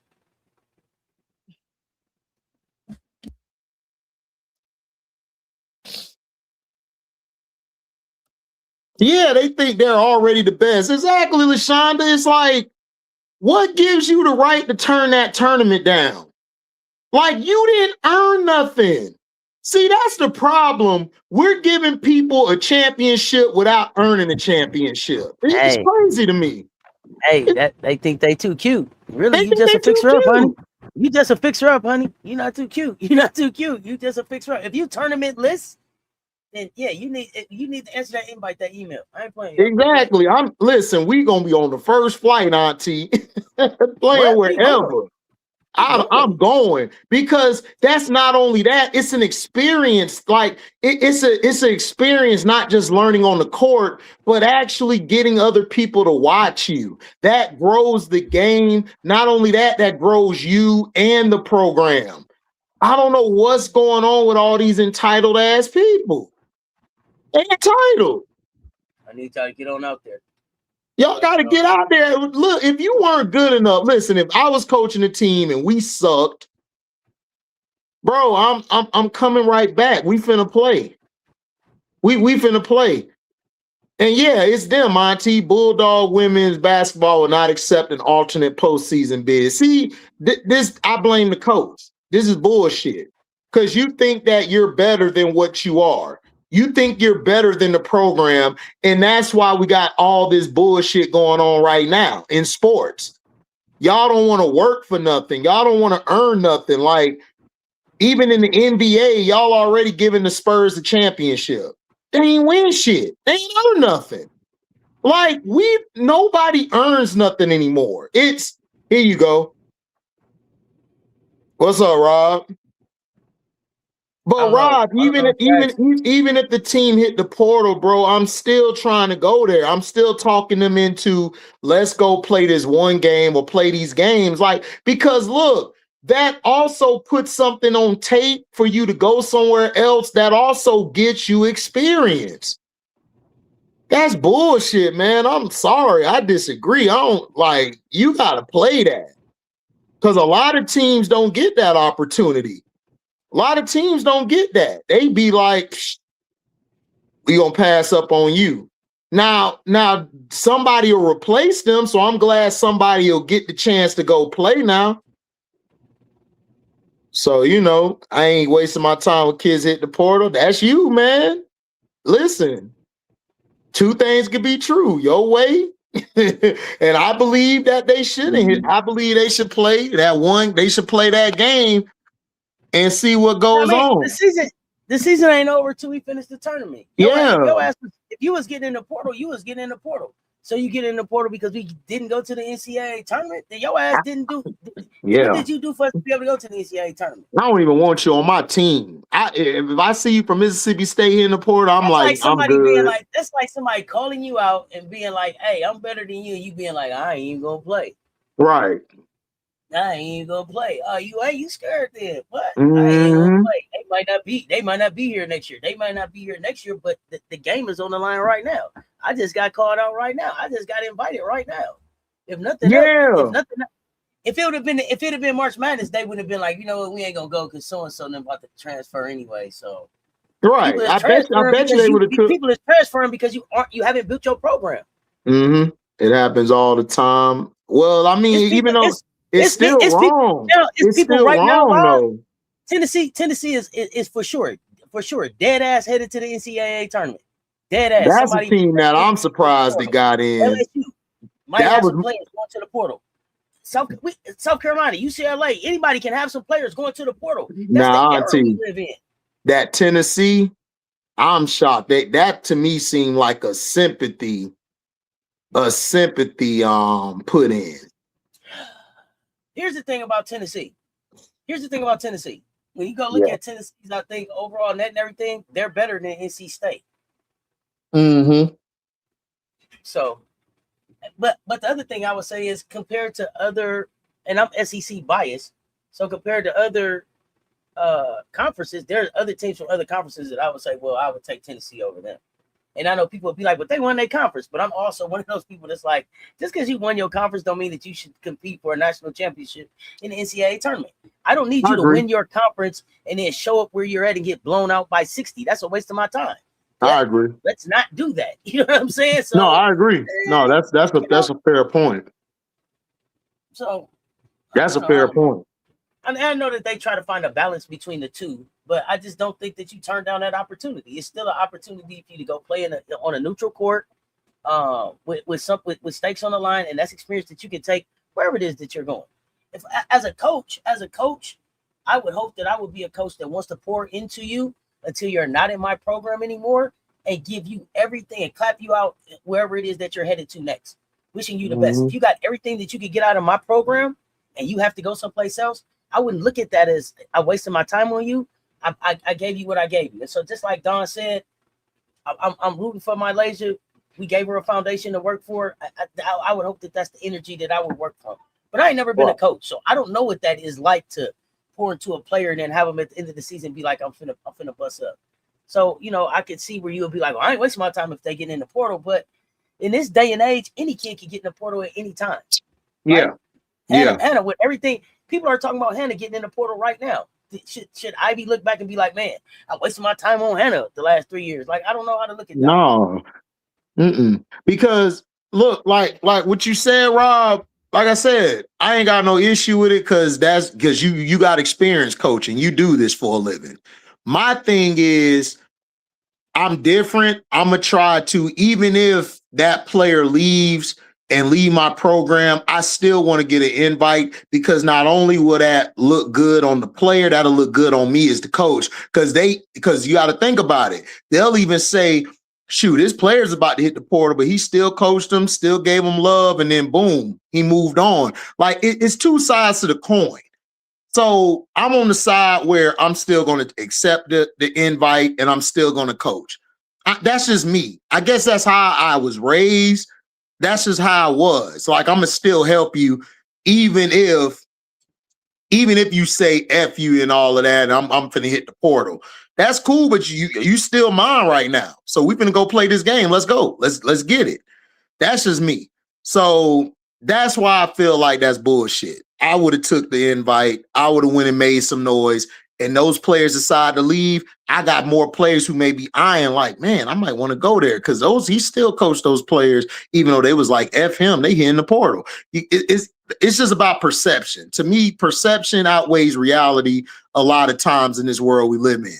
So that's why I would do it.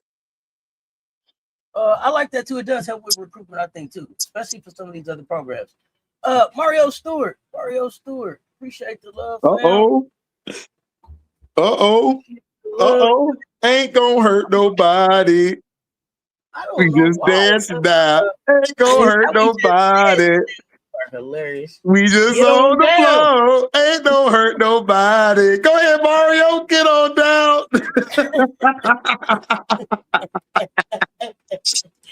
Man, you did an improv on me. I couldn't get to my.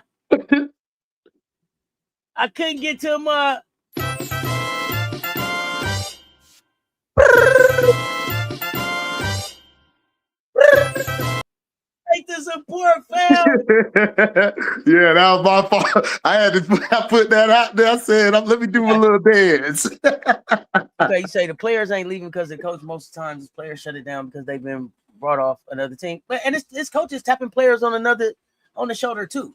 But I think for me, what I'm saying, Rob, is even when I put my 2 weeks notice in, I'm gonna do my work until my 2 weeks is up. And so if I'm still in the season and they've invited us to do some more work, I'm gonna go do that work. Yeah, that's how. Dre Stewart with the super sticker. Hold on, ain't gonna hurt nobody. We just dancing, y'all. Ain't gonna hurt nobody. We just on the floor. Ain't gonna hurt nobody. Shout out Dre Stewart. Stewart. Dre Day. Appreciate it, Dre Day. Not of an affection next bag. That's true too. I mean, like I said, I just look at it from a different perspective. Well, hey, got to get the bag, but I'd have still coached. I'd have still had to take that invite because I grew up with some people who didn't even get invited to the dance anywhere.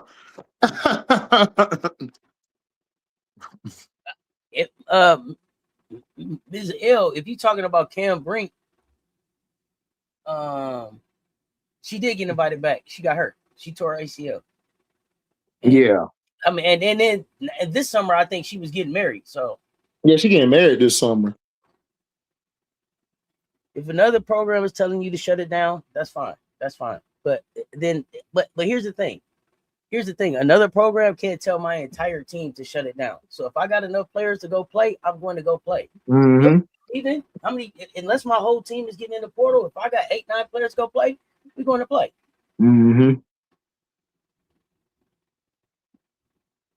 Tennessee should be a play-in team.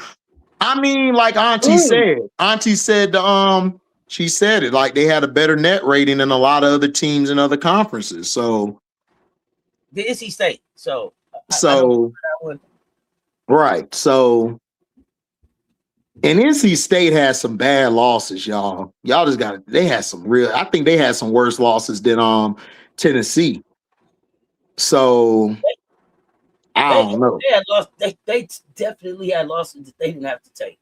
Yeah, they shouldn't have took. Not with that team they had.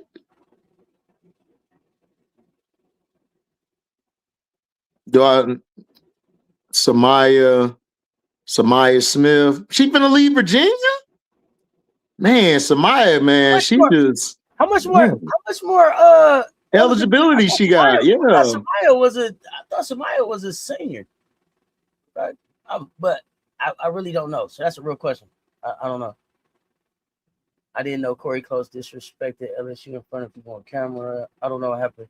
Yeah, Corey Close did. And a lot of people didn't like that. A lot of people was going in on their ass. Like UCLA starting to come off. They starting to come off like I want them to lose so bad. And it's not because of the players, it's because of Corey Close. I don't like Close. I think she's a piece of shit. And I think she don't know how to, act in public. She thinks she could just say and do whatever she want. But it's like, what have you won lately? You ain't won nothing lately. You ain't did nothing with that team you got. You done had a stacked team every year and you lose. Is you going to do it this year? I don't think you're going to do it this year, but we'll see. She ain't played this season. I thought Samaya played this season. I saw her for Virginia. She was on the bench in the jersey playing. I'm not going to say UCLA sucks. I don't like Kamish. I don't like the coach. Corey Close gives a bad taste to the team. Gives a bad taste to college women's basketball to me. She's very ignorant. And I don't like ignorant people. And especially when you're protected by your complexion too, I definitely don't like that either. Because I believe she's protected by that a lot more. She can use a red shirt. Okay, bet. Yeah, like they cocky as hell, Jeremy. Like they walk around. Y'all didn't win shit. Y'all ain't win nothing. See? That CC bullshit. See, that CC bullshit done rubbed off on all these people. These people see they ain't got to win shit to act like winners. They see that shit. And Auntie been telling y'all, stop rewarding people who ain't did winning shit. And that's what y'all been doing. Losers doing winning shit. Yep. Who's your dark horse? Who's your dark horse in NCAA March Madness? Oh, in the NCAA on March Madness.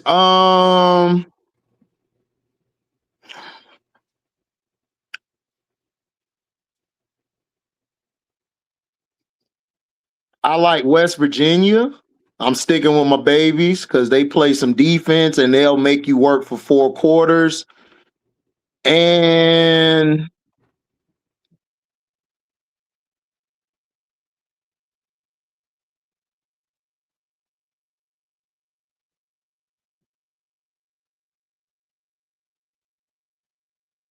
I like them, and I like Notre Dame.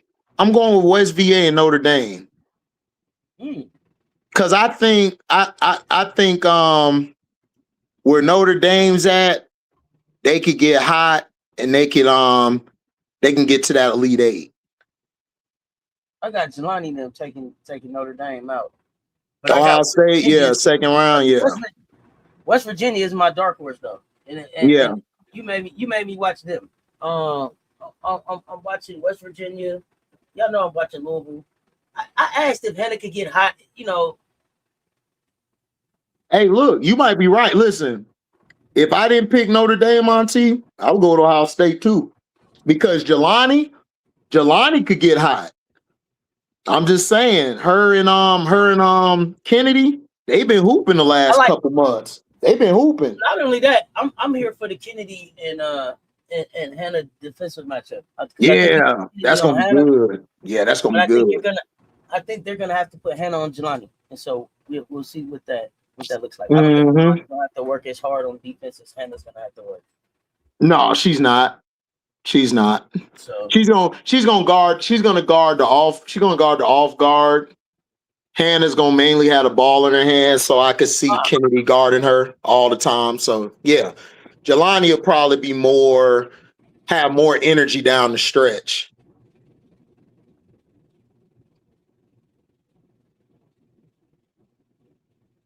Yeah, Duke could give UCLA. Hold on, let me see UCLA where they at. Duke can get them problems because Duke play defense.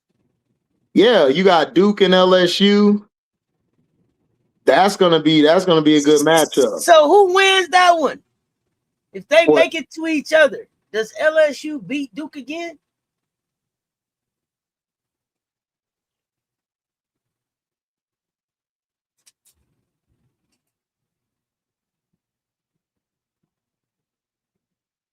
I like how my ear's been playing. My ear's been playing some great basketball. At first I had LSU, but I just don't trust them in big games. I don't trust them in situational basketball. I think Duke might surprise everybody and get to the Final Four from over there. Because the thing Duke can do, but see, here's Duke's problem. If their defense ain't A1, LSU gonna beat them. Because LSU, they can play some defense, but they got so much scoring, they'll be able to take it. Duke's problem is they go like minutes without scoring, and that's why they lost during the season, them last two games, because their offense just got stagnant. Toby wasn't getting the ball, and LSU, all of their players can score, and some of them can defend. And Zakiya and Grace gonna give Toby Fournier a lot of problems in the paint. So I think LSU wins it again, and they're gonna play UCLA in the Elite Eight. Here's the thing, Rob. LSU assistant coach. Who are you talking about? Bob Starkey? Are you talking about the ones that still there or the ones that left? Because Kim said she don't need the ones that left. She said they were just recruiters anyway. I mean, she was so disrespectful to G. Redis, and Daphne headed out the door. That was ridiculous. She was like, them seats will be open. Who has Duke have to get by to get to the Final Four?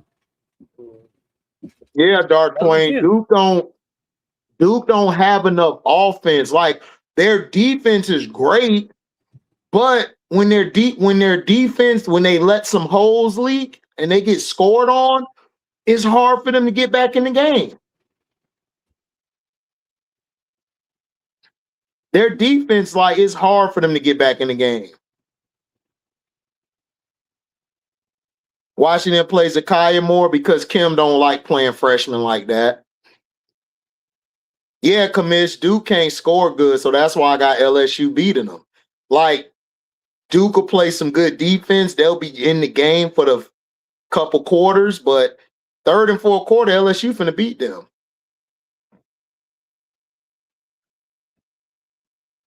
So, I mean, I don't see it. I don't see Duke beating them. So I got LSU playing UCLA. It's gonna be them in the Elite Eight, and then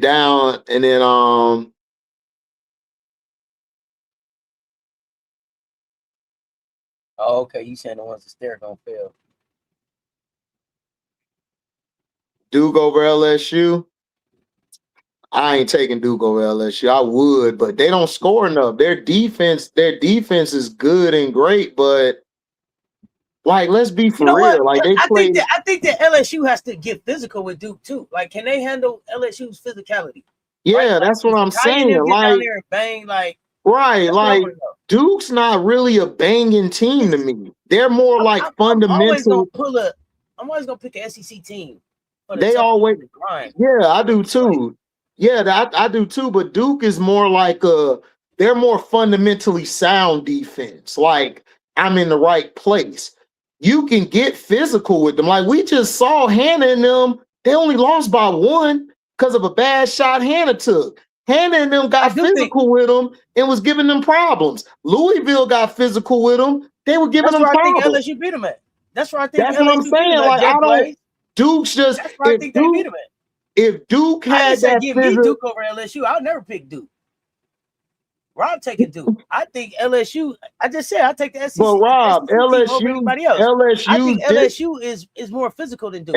LSU's discipline only fails them when they play a Don team, like when they play a UConn or they'll play a South Carolina. That's the only time it fails them. Other than that, LSU beats everybody else. Nobody else, and they split with Texas. So it's only been 3 teams that really got up under them. Then the Kentucky game, they didn't lose no discipline in that game. Flaw J, or it was MK12, somebody switched and let Amani take Tony Morgan, and she hit the last shot to win. That was a defensive breakdown. So I don't really see them playing a team I don't see Duke. Unless it was if Duke was like Kentucky, then yeah, I'd be like, you know what? Duke got a chance. But I don't trust Duke. I don't trust their offense, and I don't think they're physical. I like my but Ashlyn Jackson, she disappears a lot. And then Toby, Toby gets in foul trouble, and sometimes Toby gets pushed out of that paint. She's kind of light in the ass. So I'm just saying, we'll see. You ain't wrong if Duke could win. They got a chance to win, but I'm going with LSU. They in the SEC, they play against physical talent, physical teams. I don't know. I mean, yeah, we'll watch. I mean, if they win, cool. I don't think they're going to win. We'll see.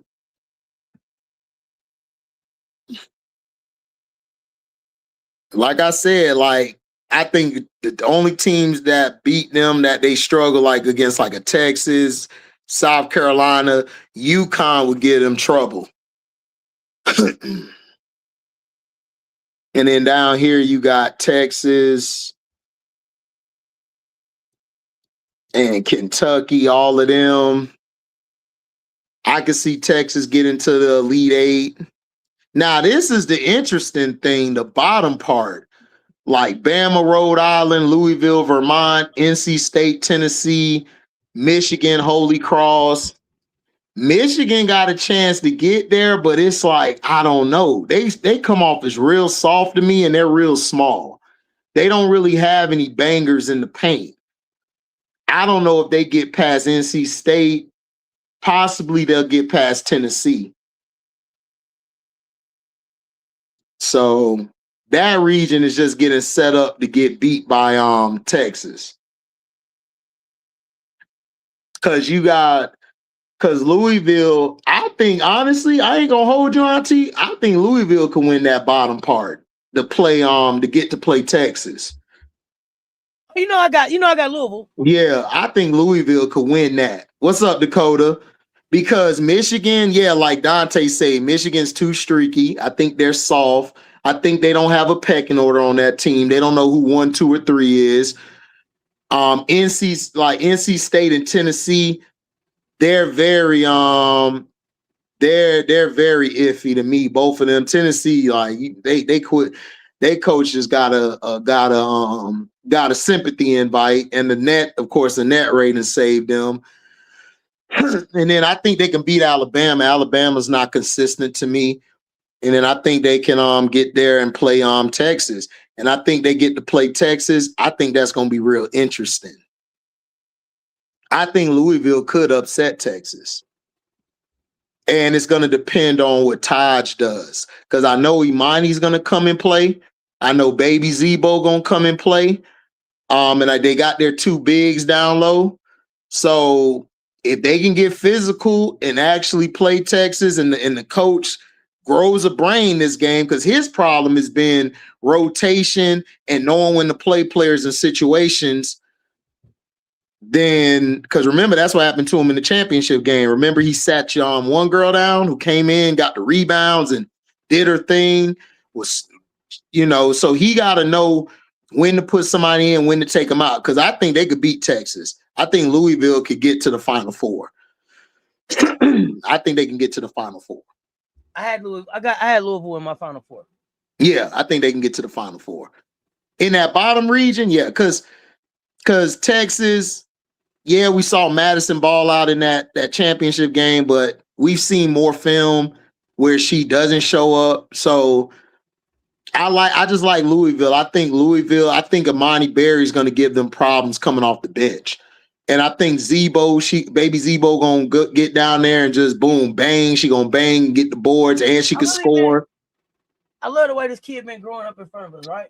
Yeah, I love it. In front of us. Yeah, I love it, man. It's so fun to watch a kid from when they were young to now, just to watch the maturation of them as a player and as a person. Like it's fun to watch. Yeah, Louisville, Billy. Yeah, Louisville. Look, that bottom one, man. Louisville gonna do some things. And then look, West Virginia, my dark horse. West Virginia gonna give Texas some problems too, because they can defend and they can go full court press too. Some instances, and they could trap well. So be on the lookout with that. All right, and I'm gonna add this in the on the community post too. This is the link to sign up for the Cess Sports ESPN bracket challenge. I think I just did this right. I hope I did this right. Yeah, I think so. So there y'all go. You say Texas ain't okay. So yeah, because look. Oh, go ahead. I was saying, look, like this bottom one interesting, Auntie. It's like 4 teams I see that can get to the Final Four from here. On which side? Texas side, South Carolina side? Texas side. Texas you side. see up there? Tell me the names you see. I want to see if it's the same names I see. All right. We got Texas 1, West VA, Louisville, and I can't stand that coach because I can't stand him. I think he a bitch, especially after his wife said what she said to Don. But Kentucky too. It's those 4 that can get there. But I don't like that coach. I'm done with him. You don't let your wife, especially being that complexion, talk about Don and them like that. That's not cool.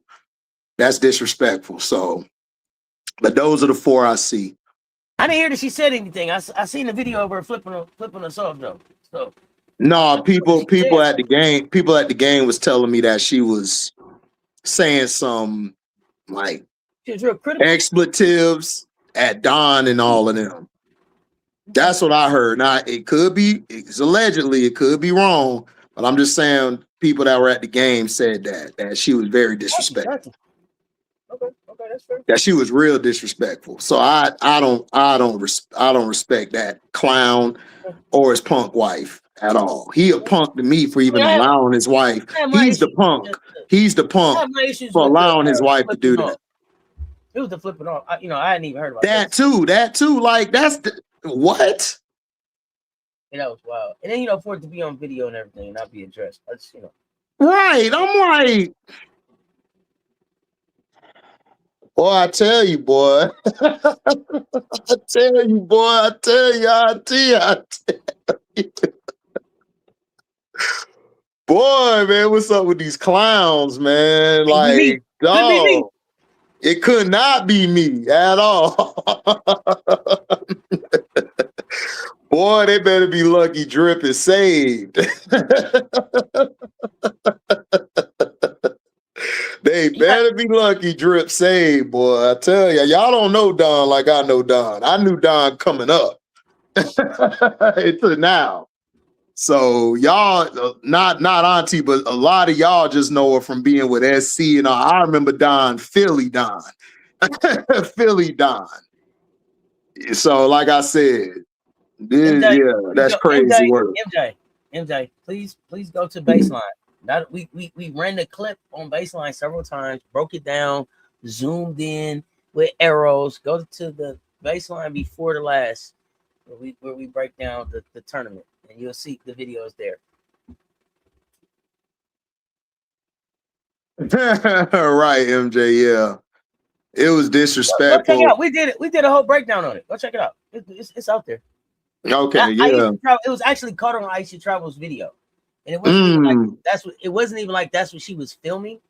she's filming just the handshake line anyway, and it's caught in those scenes, and you see I can't think of the young lady's name from the Gamecocks right now, who goes and addresses it. So you get to see a lot of things take place. Tamika, what's happening? That's crazy. What? So Hey, we got the WBA getting the deal done today. Do I think they're getting the deal done today? Yeah, like Kathy said, she wanted the deal done today. Will they get a deal done? I don't think they are. I think they're still kind of apart because they're trying to get it done so they could get all the free agencies. They're trying to get the expansion draft done and the free agency done. But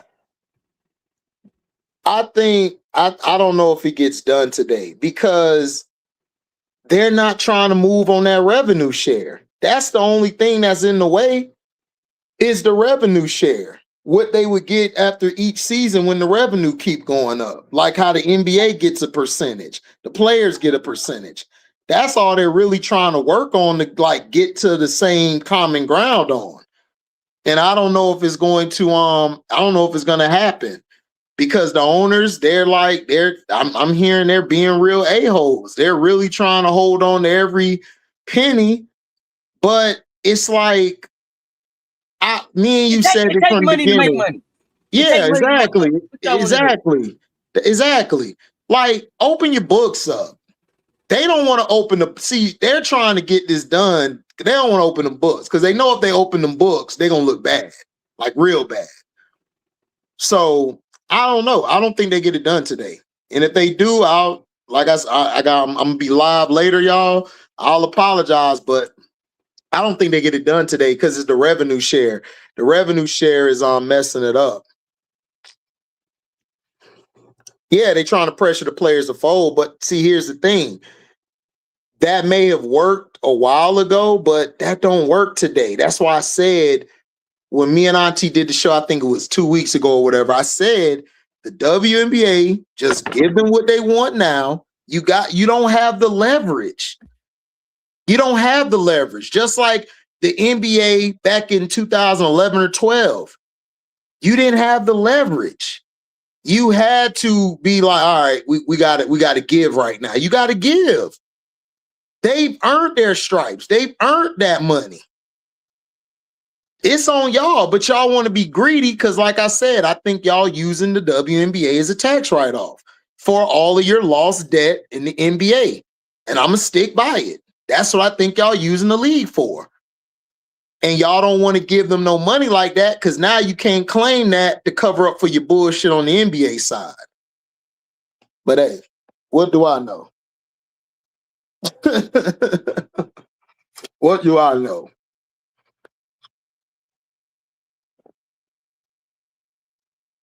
Yeah, I don't think they're going to have training camp, MJ. I agree, political. It should be 25 to 30% of the gross period. I agree. The lower tier players. But here's the thing, though, political. If the lower tier players got to understand, if you sacrifice now, it'll be way better for you later. Because look, they can't do nothing without a league. And then all these dummies trying to say, oh, they could have replacement players. Go ask the NFL how that worked. It ain't worked too well. It ain't worked too well. They had a lot of loss. So you don't want to just get any other player and then the product be trash. Trust me, you don't want to try to get no replacement players. That's not going to look good. Your league going to look terrible. I'm just saying. Yeah, political, that's all they're doing. All they're doing is using the WNBA to cover up for the bad debt of the NBA. You know? I mean, well, MSL, we know what Candace is. We know what Candace is. Like I said, basketball player, she was phenomenal. But as a person outside of basketball, she's real like, I don't know what the hell she on. But I ain't never been a Candace guy. I've always looked at her as fake, even back then. So, like I said, I mean, I'm different. A lot of people just now knowing about Candace. Me, I've always thought this was her. But hey, it happens. Not me. I didn't expect Candace to be this corporate. Not after everything that she's been through. I didn't expect it. Not after the way that she had to fight, with the WNBA. Right. And even with USA, for as much marginalization and everything that she has experienced, I'm disappointed that she's as corporate as she is. Mm-hmm.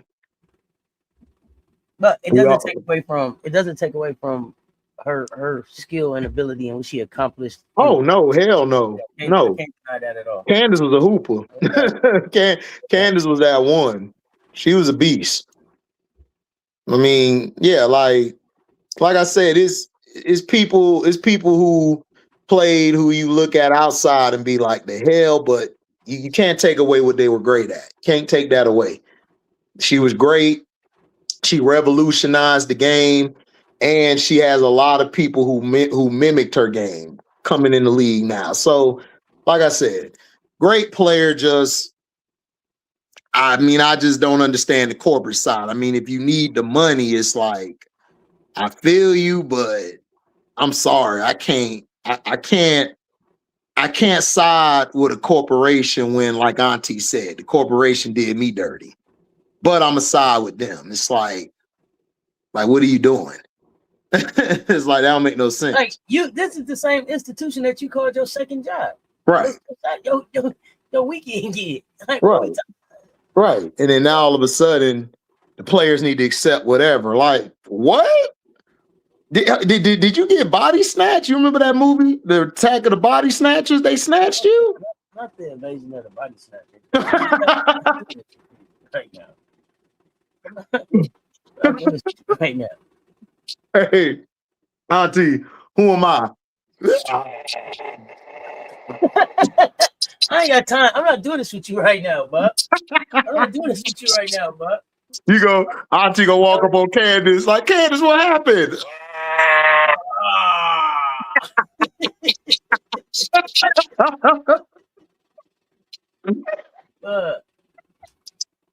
Here we go. Oh man. Here you go. He goes off the rails every time. Diabolical. I'm just saying, y'all, don't walk up on Candace, y'all. I'm just saying. Just be careful. You know what I'm saying? Just be careful. I want to ask, why hasn't CP asked Raven to be on her show where she reviews film? Or am I too soon? She'll probably have Raven on there. I mean, AB's on there, so they'll probably have Raven. I mean, I don't know. You know, not on the show where Candace reveals the film. She does it by herself. Yeah, I don't know. I don't know. I don't know. I don't know. I don't know if she had a verse on there. I would have to go back and look and see who she's had on the Auntie, show. you ready to get that revenge on Oklahoma? Yeah, I mean, you know, City of Norman. I see LSU asking them to do what they couldn't do. It's all weird. I can't wait to see Oh, you talking about they asked Oklahoma to fight their battle for them?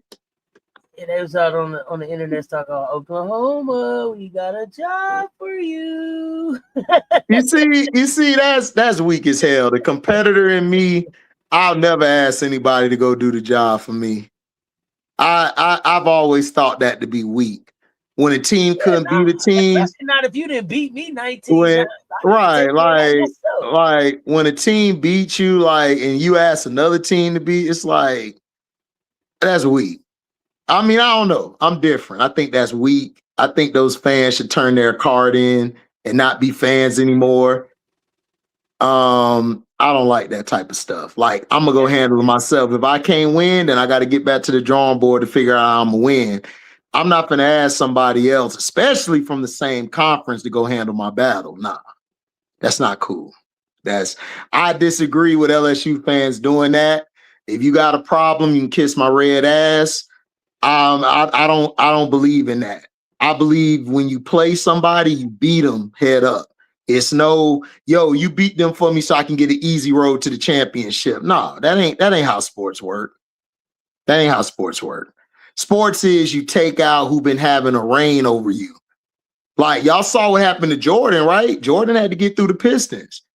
He couldn't go around the circle. He couldn't go here and there. He did it himself. He ain't wait for nobody else to do it. You know what I'm saying? Kobe, the San Antonio Spurs the second time. He had to get through them to get back to the chip twice. Well, 3 times and then, 1, 2. So I don't know, y'all.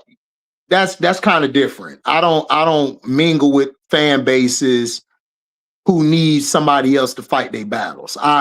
You're not a part of it. I don't consider you an LSU fan because the LSU fans I know, they're not real fans. You're not real fans because the LSU fans I know, they would slap you for saying that dumb shit. And these are women I know, women who are LSU fans.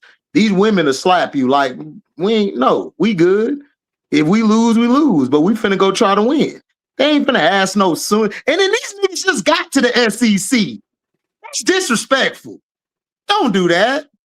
Like, nigga just got my auntie, nigga just moved to the block. He just moved to the block. You asking this dude to beat somebody who been whooping your ass on that block for 19 years. You gonna ask the new person to fight your battle. Not only that though, you asked the new person that you beat to go beat up somebody you couldn't beat. So if they beat them, what do that mean? What do that mean? Who go get somebody they beat? Man, y'all miss me with that. Yeah, Brian got through Boston. Exactly. Like, man, stop. I don't want to hear that, man. Like, the foolishness that I have to hear. The foolishness that I have to hear. Stupid. Like, bro, like, stop it. Like, y'all not, I'm going to put that out there, Auntie. You're not real LSU fans. The LSU fans I know, which are mostly women, I ain't talking about dudes, I'm talking about women. They would choke your ass if you said that around them. They don't know. You don't fight their battles. You don't fight anybody battles. You go out there and you win. You go out there and you take that team. You've been getting your ass whooped. Not no Oklahoma, not no other teams. You, 19 years. You fight your own battles. That's crazy, dog. Somebody just moved in on the block. You beat their ass, but you tell them to go beat this dude ass. Stop playing. HD, I may have missed it, though. Tanya, man, they tripping. I mean, I missed it. I didn't see it, but Auntie said she see it, and I take Auntie's word. Auntie just don't come on here and lie and just gonna... No, I believe, Auntie, that there have been some LSU fans in the past I've seen that are fraudulent fans who kind of do some shit that do some things that don't kind of mix with LSU fans. That ain't be in my chat. And my problem is LSU fans don't check their fan base. They don't. And that's crazy. I've been places that people be like, hey, we game back. We don't worry about that. Hey, we game back. We don't. There's no need. We don't do that. MSL, but MSL, be for real though. Like, somebody just moved to your block. And Auntie said it. You beat them, but you telling them to go beat somebody you ain't beat. Man, that's weak. That's weak. Hey, now that you over here, can you go over there and Hey, big dog. Let me holler at you. Hey, you see how bad that sounds, y'all? Listen to how that sounds. That's terrible. Yeah, it's crazy. No, Keisha, somebody, LSU fans came in here telling them. I'm talking about all the LSU fans that come in my chat disrespecting. They came into the chat and everything disrespecting and talking about Oklahoma beat them and something for them. Like, no, fight our own battles. We don't need no damn Oklahoma. F Oklahoma. MSL said, I thought what you said was funny. I was laughing. Man, I'm cracking up. Like, dawg, don't do that. You ain't gonna get no respect. Cause even if you win the chip, everybody gonna say, man, Oklahoma had to help y'all. How that's gonna sound? So, sometimes people Keisha Posey, you're a real fan. You're a real fan. But I need for y'all to when y'all in my chat and the trolls be in here, call them out. Let them know. Hey, nah, we don't. That ain't the truth. I don't even know if you be here.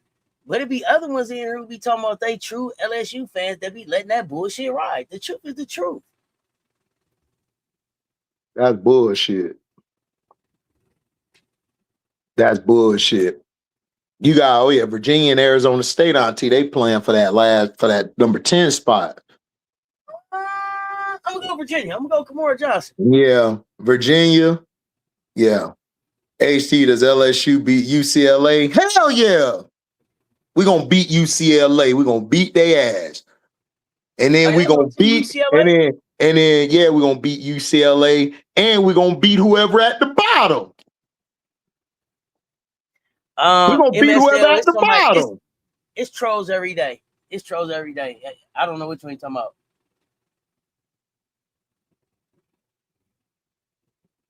So, like I said, we gonna beat them, and we ain't gonna shake Corey Close's hand. Cause she be talking that yin yang, and we gonna beat whoever at the bottom. I bet you they don't, Rob. I bet you they don't.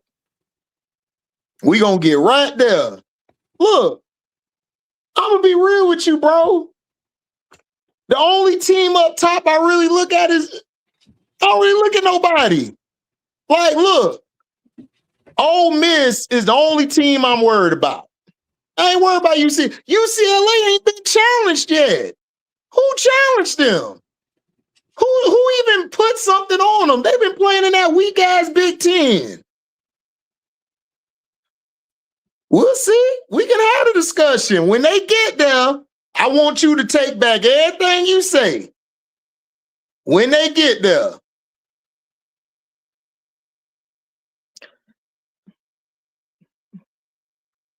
Oh, yeah. I know you've been waiting on it. I can't wait till they play UCLA. All that front running UCLA doing, they walking around like they got like 3 rings on. They walking around like they Jordan. Like they got 6 rings. I'm like, damn, when Jordan came back. Michigan to challenge them? I doubt it. Michigan too soft, bro. Oh, you talking about Michigan challenge UCLA? Yeah, they did. Early on, second half came, they beat their ass. But I agree, Dar Twain. They challenged them early. They just couldn't finish it. Yeah, I ain't sold on UCLA. I'm not worried about UCLA. Look, I'm going to go right to bed, sleep good, wake up, do it all again. LSU can't close. We just can't close against South Carolina and UConn. Now, South Carolina and UConn, we losing those games. Are y'all about to have this conversation? Is he coming up here? What y'all doing? All this typing back and forth. Is you coming up here? What's happening? He can come up here. Look, I got my points I can argue. What's up, Paige? She just needs to play Joyner Knox and Koval. You can leave Koval at the end of the bench. Koval can't be in every situation just because of sheer slow-footedness. Keeps her. She too slow. She too soft. No, she gonna get pumped. You could bring her in. You could bring her in, and she could bother somebody. Yep, she could bother her, but other than that, she ain't finna stop nobody. Y'all didn't close against Vandy. Okay, we lost to Vandy. But what did Vandy do? What did Vandy do? Vandy is Michaela Blakes and Galvin or bust. That's it. They got us. Can't take that from them, but I ain't worried about them either. Jay, I know you didn't say Rob is scared to come up. No, Rob ain't scared to come up. You didn't say Rob. No. Jay, you tripping, bro. Jay, you wildin'. Jay, Rob ain't scared of nothing. What are you talking about? Rob done been up here. Me and Rob done went back and forth plenty of times. We got Jay a show just got here. Jay just got here. Together. Like we you tripping, bro. Man, we ain't gotta go Meg. We gonna go leg to ass. That's what we gonna do. Go leg to the ass. We gonna put foot to ass to UCLA. Watch what I tell you. I'm not worried about UCLA. I told you before the bracket, Rob. I ain't worried about nobody but SC, the real SC, y'all. Because y'all get confused sometimes. I don't know why. Because that SC ain't never been relevant since I think, hold on. It's too far to go back. My mind don't go back that far. And then UConn. That's it. Everybody else, we could beat. We can talk about it on Sunday. I'm going to tell you straight. I'm going to tell you, yeah, we got a whole show together. Exactly, Rob. Jay Wilder. Jay just got here. But like I'm saying. Jay said his bad. He thought it was somebody else. He said no. Listen, all I'm saying is this. I ain't worried about nobody but them two teams. I'm not worried. Listen, Don and Gino, the only coaches I fear in this tournament. That's it. That's it.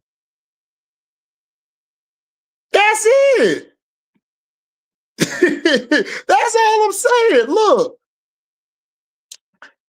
Ole Miss, yeah, I love Coach Yo. She ain't got enough. It's Cody McMahon and the McMahonettes. You don't know who gonna show up. It don't have to be though, nephew, and that's what's crazy. Hey, Paige, let me know if you're available to pop up on the show on Wednesday. After 3 Eastern. Paige, let me know. Go ahead. I'm sorry, keep going. Oh no, you good. Paige, you heard that, Paige? After 3.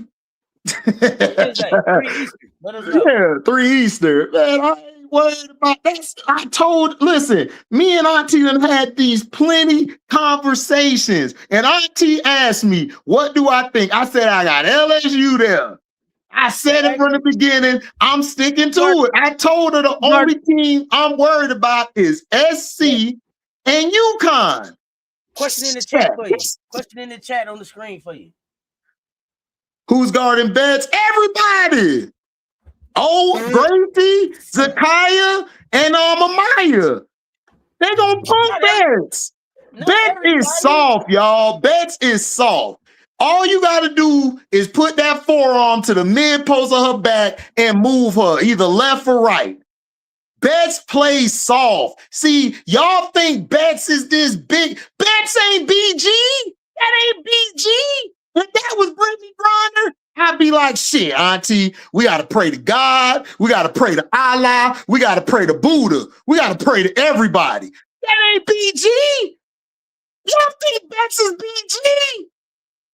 Man, Tech can't get. Man, Tech just lost somebody. They lost somebody on their team.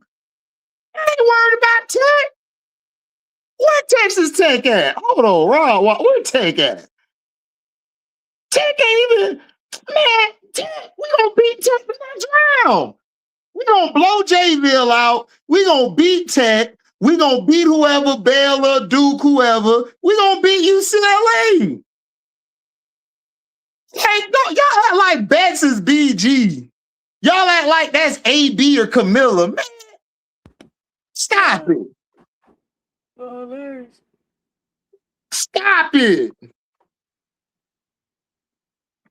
Right, she said, Corey said Betts is ready for LSU. See, we on their mind. We ain't even thinking about them. Just like how SC be on our mind, we be on their mind. She's still mad that Angel busted her ass that year. They still mad. Man, listen, Tech gonna fight for a quarter. It's over with. We finna go back to the bus and get ready to play somebody else, bro.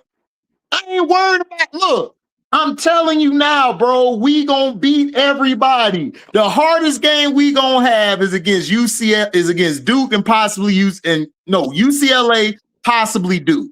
I ain't worried about Tech. Tech ain't physical enough. Now, if we were going against West Virginia, then Rob, I'd be like, you know what? Hey, I'll be losing sleep because West Virginia can match our quickness and our athleticism. Tech can't do that. Man, Tech beat up TCU. TCU was TC through. That's their name, TC through. We ain't worried about no Olivia Miles. Olivia Miles can't even defend.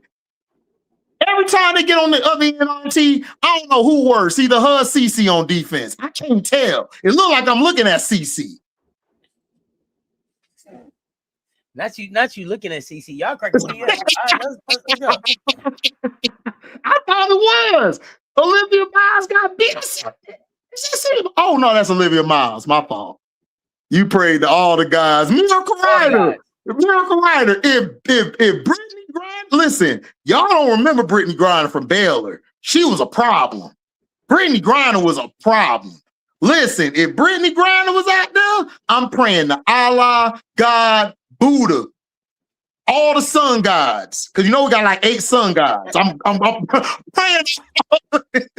If we go against Brittany Griner, I'm praying. I'm like, Auntie, I need to pray, Auntie. I got to do all of that. All of that.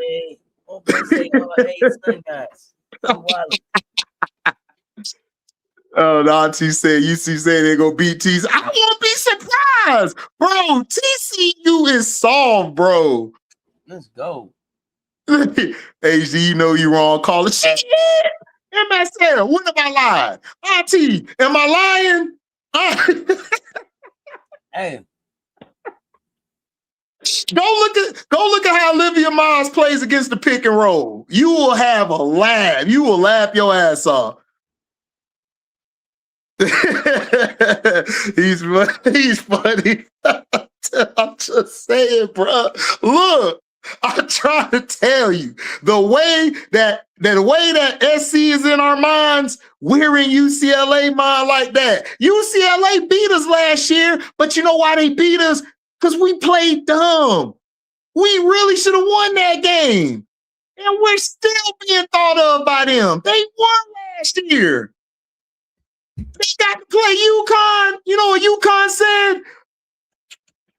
Belt to ass, belt to ass, belt to ass. They was like, man, but we beat LSU though. We they Super Bowl. Just like SC, our Super Bowl, that's our Super Bowl. UCLA Super Bowl is us. Just like Texas Super Bowl is SC and our Super Bowl is SC. That's how UCLA think. That's what I'm saying, Dakota. All we got to do is take care of Kiki and Jaquez. They ain't got nobody else. Ain't worried about that. Don't get caused up. Look, man, I ain't looking too early, Rob. I ain't looking to listen. Last year, Rob, what did I say? I said that we weren't going to no Final Four. I said LSU would get beat in the Elite Eight. I said that. This year, man, I ain't worried about no powdery blue. Man, they stole North Carolina swag. North Carolina got the baby blue. They ain't even got the real baby blue on. They got that old. They trying to be the Lakers, Auntie. They trying to take the Lakers old Minneapolis jersey. They got the Minneapolis blue on? Yeah, they got the Minneapolis Laker jersey on. And I don't know who that was asked the question, how does UC San Diego beat TCU? I don't know. I can't bet on TCU. I would never bet on Olivia Miles. I don't know. I don't care. Come up with a strategy. I just ain't picking it. Exactly, MSL. KG dumbass was running the point. That's why we lost. Man, look, I ain't worried about UCLA. I'm telling you, only teams I'm worried about is them Huskies and the Gamecocks. And the only reason, because of their coaching. And they got talent. They match us. Other than that, man, go make a ham sandwich. Oh, Paige said they could have beat UCLA last year. Yeah, we could have beat them, Paige. Tell them, Paige. Well, we could have beat them. Little foe. Big foe turned to little foe. She went back to the pumpkin. She turned to the pumpkin. Soon as it hit 12 o'clock, dude. I don't know hustle or nothing. I'm rooting for him. Hey, you see San Diego? Is that the one that they pretty new to D1? Is that the one? I think so. Is that them? Yeah. Sorry ass Kim coaching. Man, look, we don't even need Kim. Bro, I'm telling you, Rob. I'm telling you, the only teams that I fear is Auntie and Jeremy's team. UConn and SC. That's it. Everybody else ain't built like that. Now, if we was playing West Virginia, then I'd have been like, hey, man, Auntie, because I've been telling Auntie all year about West Virginia. I'm like, them some dolls, Auntie. They small, but that guy on Friday after next, Auntie, who was like, next time when you see him, tell him I did this. That's West Virginia. That's West Virginia. That's West Virginia. Like, you just be walking, all of a sudden you're like, who is this last guy? Like, oh, shit. Black guy. That's West Virginia. Man, I got trust in my players, bro. Rob, you act like y'all lost to Oklahoma, but is you worried about Oklahoma? No. Because y'all gonna beat their ass. Like, who cares? You get a couple losses along the way. It happens. It's basketball. But we're in a tournament. Man, stop it. Man, stop it. You better hope Lay say, Lay is gonna save us. What you mean? Lay is gonna save us. Lay gonna come and save us. I ain't worried. Look, I ain't worried. I told y'all the game I'm gonna lose sleep. Listen, I'm gonna tell y'all like this, bro. Let me say something real quick to Bayou Bengals so they can understand something. It ain't Rob's responsibility to show up when South Carolina lose on my channel. I show the fuck up over here. Now, when did you show the fuck up and give me my motherfucking respect you was supposed to give me when you caught them ass whoopings? Why you talking about what Rob don't show up for? Did you show up and drop the respect you was supposed to fucking drop? Man, look, why you putting motherfuckers' names in caps and shit? Did you do what the fuck you was supposed to do? Hey, meow. I don't even think y'all know Tigers no more. Bruh, don't you was supposed to give. Man, damn the Tiger shit. Dog, don't diss my brother. Rob be here. Don't talk about my boy. Don't talk about my dog Rob. Rob be here. Don't do that. Rob don't have to. Rob not obligated to show up. Rob can show up any goddamn time he want to. This Cess Talk Sports, but did you come do what you were supposed to do? Did you come pay your dues? No. Man, look, y'all. Look, man, Rob been here, bro. I don't know what's up with all this sneak this and my dog. Come on, my dog, stay here. Stop it. But like I was saying, Rob, before we were rudely interrupted, I told you that we gonna make it. You say we ain't got enough, we got enough. We just ain't got enough for SC or UConn. That's it. That's it, bro. That's it. And like I told you, if we play West Virginia, you would be right. If you pick West Virginia instead of Tech, I would be worried about that second round. I ain't worried about Tech. I ain't worried about Tech. The team that could have got us out before getting to UCLA is West Virginia. I'm telling you.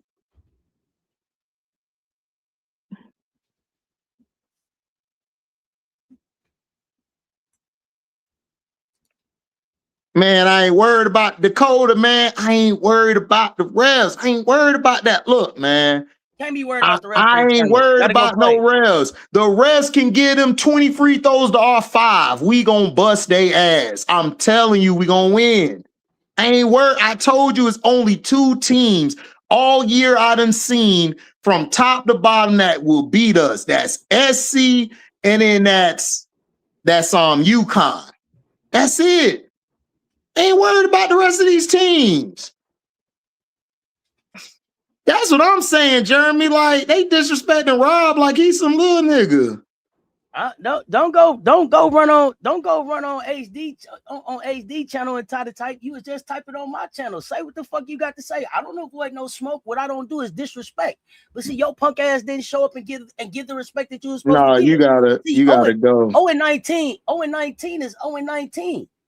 That's that sucker shit. You show up here and there and want to pump your chest all out all big. We're gonna put you in timeout because you ain't finna do that shit. You ain't jumping to my chat talking shit about my peoples. Like, I don't know where the hell y'all come from. Trying to jump around with that fuck shit. I don't do it. Right. I'm on site with it. Like, you in timeout. Now you over here. The next time, the next time you come to my chat, Bayou Bengals talking shit about my auntie and my brother Rob, man, you getting banned forever. You ain't gonna do that shit. That's lame shit. Don't do that. But yeah, Rob, you ain't even gotta worry about all the that shit handled. They come back with that bullshit on my channel, they banned for life. But like I was saying, I ain't worried about nobody else, y'all. Like, don't worry. See, y'all going to see how y'all LSU fans. Y'all worried. You a fan. You go in there with the mindset to win. If you lose, nigga, we lose. Utmost confidence. Who cares? Utmost confidence. Let's go. Who cares? I'm going in there like we finna win this whole shit. And if we lose, nigga, I'm gonna be right here and on my channel. Nigga, have confidence. Y'all be so worried, man. Y'all let people get y'all out y'all psyche, boy. Nobody get me out my psyche. Here's the thing. At 0-19, it ain't no smoke. I got a duck. You can't bring no smoke for me. It ain't. Exactly. You can't rub two sticks together. You ain't got a big. You ain't got shit. You ain't got shit for me. Listen, I told you until you win 5 of them, at least 5 of them against us, ain't nothing to talk about. If we play 19 straight, you haven't won a game since 2012. What y'all talking about? If we play SC, I'm going to go pray to Jobu. I'm bringing Jobu out. Jobu is coming out. I'm going to go get Jobu. And Jobu, we're gonna ask Jobu to help us. Ain't no confidence. It is confidence. Look, when we play SC or UConn, I'm going to go get Jobu. Okay? We gonna pray to Jobu. We gonna pray to Jobu. Michelle, Jay, Jobu, we finna go get Jobu. And then when Jobu act up, we gonna do what my boy said, man. F Jobu. And then hit the home run. Look, hey, you gotta do what you can. It's hard out here. I'm telling y'all, we gonna pull out everything. We gonna pull out everything.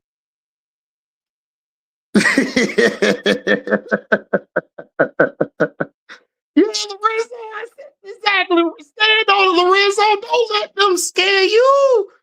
Listen, I'm just saying, when we get to ST or UConn, I'm telling you, just pray to all the gods and the sun gods and Jobu. We'll be okay, man. We'll be okay.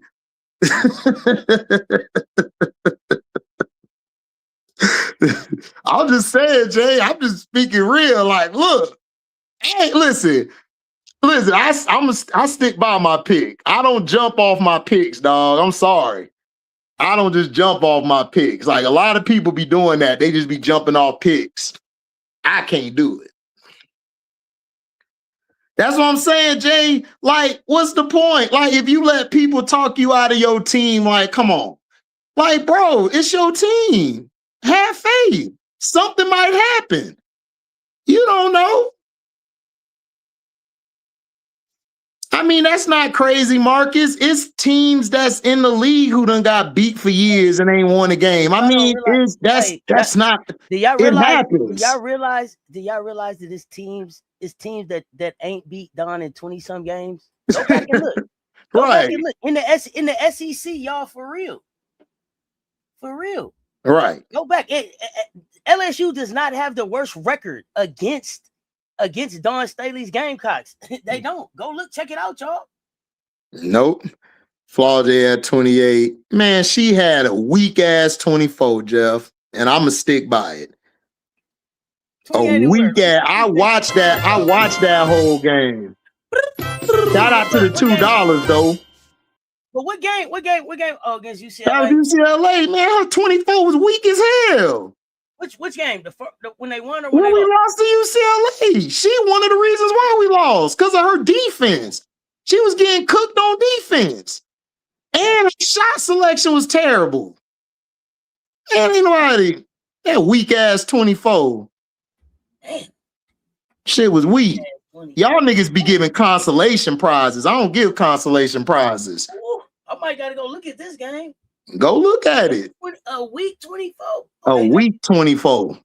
So I mean, when you say week 24, did it come in garbage time? What do you mean when you say week 24? It came when we was getting beat bad by UCLA. That's when she started getting all her 24. She was doing the CC. She was doing the CC last night. Okay, was it a 24 that was it a 24 that had y'all almost getting back into the game, or it was no hope? There was no hope. It was no hope. Even when the game was getting, UCLA just kept pulling away because she was giving up the booty on the other end. Like, Auntie, I think people don't understand it's two sides to the ball. Yes, you can go for 24, but when you're giving up damn near 28 or 30 on the other end, what the hell does your 24 mean? No, she wasn't. Man, get out of here, dog. Look, she having a better season this year than last year. Y'all just fans of Flaw J the rapper. Y'all don't never see Auntie. This is CC fan shit. They like the rapper. They like the person. They trying to make the person be something that they don't see. I'm telling you, they falling for it. Appreciate the $5, Lorenzo. Just like this donation, Kim Mogie's about to have 5 on it. Go ahead, Lorenzo. Stand on it, Lorenzo. Stand on that $5 super chat. Stand on it. Stand on it. Stand on it, Lorenzo. Stand on it. 2 steps. 2 steps. Stand on it. Man, yeah, they love Lil Fo, man. Jay, I ain't worried about them. Bro, I don't worry about people who only show up when everything is cool. Come around when we lose or when we actually win a meaningful game. Don't just come around here because you heard something. Now you just want to pop out the back like, hey, did they see me? Okay, so are you telling me in all of the LSU games, it was no game where Flau'jae just came out and was like, on my back, I got it from start to finish? When? This year, yes. This year she has had some games. No. This is a real question. I have no idea. I don't have an opinion. This is a real question. I haven't paid enough attention. So this is what I'm asking. Yeah, I've seen her this year, yes. I hear the Lil Fo stuff, so I want to really understand the Lil Fo, where it comes from. Is it that it doesn't happen in big games? Yes, it's in big games. It's in big games when they need her the most. Like Iowa, when Angel went down with an injury. She shrunk. Against SC. She showed up against us in the PMAC this year? She did. No, she showed up. She just missed those free throws. Remember, we talked about it. I gave her a B-. Remember, I said she only got the minus because she missed the free throws. Right. But she had a hell of a game. This year, Flau'jae's been playing good. Last year, she played like eyes. Hold on, what Lexi said? Eyes. Look, Auntie, listen, I just speak facts. This year, yes, she's been hooping and she's played good when we needed her. Last year, she played like eyes. She played like eyes. Listen. Okay, so can she continue that in the tournament? Or you don't have confidence? Listen, I think she can. Where I need 4 to show up is on the defensive end when it's time. Offensively, I know what game she got. I already know what Fo gonna bring, depending on the matchups. I need her defensively to play like she did 2 years ago on that run before they ran into Iowa. I need her to play like that on both sides. She hasn't played like that in a while. This year, she's shown flashes, but I need more of it. It can't just come and go. Her and MK12 are going to have to step up. Flaw J and Jada cannot be the, not Flaw J, Fawali and Jada can't be the main ones carrying you. You and MK12 are going to have to step up. They're going to have to step up. Listen, Auntie, everyone said 12 Island, right? I don't even think it's an island. I think it's 12 pebbles. Because right now you've been playing like pebbles. I don't even believe you got an island. I actually think that I need an island. I don't know where the island at. I think that Jada, Shard, and Lay got to step up. I think that they have to step up. And No. They're going to step up, but I need one of them two to step up. Them two are going to have to add to that. Because you can't put it all on Lay and Jada. You think she's a second half player? Okay. Who? That's what Brandon is saying about. I don't think she's. I mean, it depends.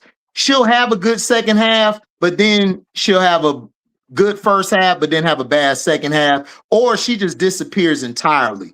Flaw J is very weird. Like, she'll have a game when she's on, and then she can have that game where nothing's going good for her. And sometimes you forget she's on the floor. I forgot a few games they played, she was on the floor. So that's all I'm saying. So that's how I look at it. I agree, LSU fan. MK12 is the most disappointing starter. I agree. I've said that before too. Why? Because she's only really had one great game to me, like a big game, and that was against Texas. The first time. Outside of that, MK12 disappears. She has. What do you mean when you say big game? Talk me through that. What you mean? Okay, so SC, she didn't have a real good game. Against Ole Miss, she was benched. That was a game you needed to win. And she was benched, and they won without her. They won that game in the fourth quarter without her. So that's the thing I'm talking about. Games like that. The second time against Texas, she didn't have the same effective game she had the first time. She hasn't. MK12 comes off to me as, if things ain't going her way, she gets into a shell. And you can't have that. So Fuwali and Jada have really been carrying us, and sometimes Big Four, whenever she turns into Big Four and not Little Four, they've been helping us out a lot. So has the freshman. MK12 has literally been on an island by herself. Like, nobody's met. It's like she's disconnected from like the offense and the defense. That's my own thing. Well, okay. And I mean, hands up, don't shoot. But I think that MK12 is trying to figure out how to address with being the only person at the top of the scout. There's nobody else at the top of the scout with her right now. It's like that's true. That could be true. There's no Anissa Morrow. There's not a rebounder down there for her putting it back. I don't think they're running. That's true. That's true. A lineup like that for her, right? Yeah. So when I'm looking at it, like, her rebounds are up, her points are down, her assists are about the same, steals are about the same, shooting percentages up from the floor from three, minutes are down by about 3 minutes. So, I don't know. I think it's been a weird season for MK. I think, but I also just wonder, like, I think she's at the top of the scout by herself. My lasers on the scout, but they like, shit, we don't know when Kim gonna play her. Flau'jae, y'all say is a second half player, and so then not all the time. I'm saying that's what they say, right? I'm saying I know that's what they said, but not all the time. Okay, I'll take that. So I just feel like Michaela's at the top of the scout by herself. That's number one. Get her out the way, and then we'll see who else show up. That's how I think people approach LSU, but I might be wrong. Go ahead. I mean, I understand that, but okay, but I don't know. My mindset is, if I'm at the top of everybody's scouting report, I'm gonna make you wish you didn't do that, because I'm gonna bust your ass. That's the mindset I need her to have. MK12 skill-wise is the best player that I've seen in a let me ask long you this. time. Okay, let me throw this up. I don't think she has the thing. mindset that matches her skill set. That's my issue with MK12. I got to put this out there too. Who in the hell in the gym can talk to MK12? Kim is busy being a brand. Coach Money is doing something. G is going, Daphne's going, and Bob Stark, he better not fucking put his hands on MK12. You saw it. Who like yeah, so I'm trying to figure out who is the coach that's pouring into her to make her be better. That's what I'm trying to figure out. Like, where is that coming from? But I don't think it's the coach, and I think the issue with MK12 is it's an internal issue. It's an internal issue. Okay. It's a mindset. Because she got the game, she got the skill set. Listen, she's the best player on the team. She's one of the best players like I've seen in a long time, like hands down. But her mindset doesn't match that skill set, and it's very weird. Because that's the same thing I have about Madison Booker. They're similar. Both of them are very similar. They're so skilled and talented. They're the best. But their mindset doesn't match their skill set. And we've seen this before from players. We've seen this before from players who got the God-given ability, but they just don't know how to reach into it. She also got a lot of stuff going on off the court. So she had That's fair. That's fair too. That's fair too. And then she also did like she played this year, so we saw some of that coverage. So just a lot going on during basketball season, right? She So, I'm not sure, but I'm interested to see how they attack. I'm interested to see how they attack in the postseason. But yeah, I mean, I'm just saying, like like I said, I think that what they have to do is MK. Go ahead. No, go ahead. Oh yeah, MK. No, I want you to answer this though too. Though I'm sorry. Go ahead. Yeah, I just need MK12 to be forcible. Like, I need her to attack early and often, because when she's going, it makes it so much easier for the other four around her to operate. It just does. Jada Bashar getting her the ball sooner? Do you want the ball in her hand? I want the ball in her hands. I want the ball in her hands, and I want her to go to work. So I want her to go to work. Take the ball in Jada's hands and have. Like most of the game. Yeah, I need MK to get into a rhythm because I need her down the stretch. Jada's fine. Jada could play with or without the ball. That doesn't mess. Jada wants to play. Every play she's trying to play. If she's not scoring good, she's trying to turn it up defensively. Jada knows how to find other things to do when something in her game is off. I need MK12 to do what she got to do. Because if she's not scoring at a high level, if she's putting that threat on the defense, putting them on their heels, it's going to be a long game. It's going to be a long season.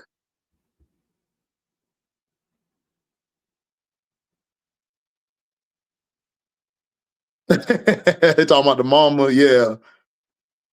I mean, I'm upset with her mama. I'm not upset at her mom at all. I'm disappointed. I'm disappointed. Yeah, it's not upset. It's that her mom. I'm not upset at all. I don't like parents like that. Yeah, that's not cool. Like, you're a parent. Stay in a parent's place.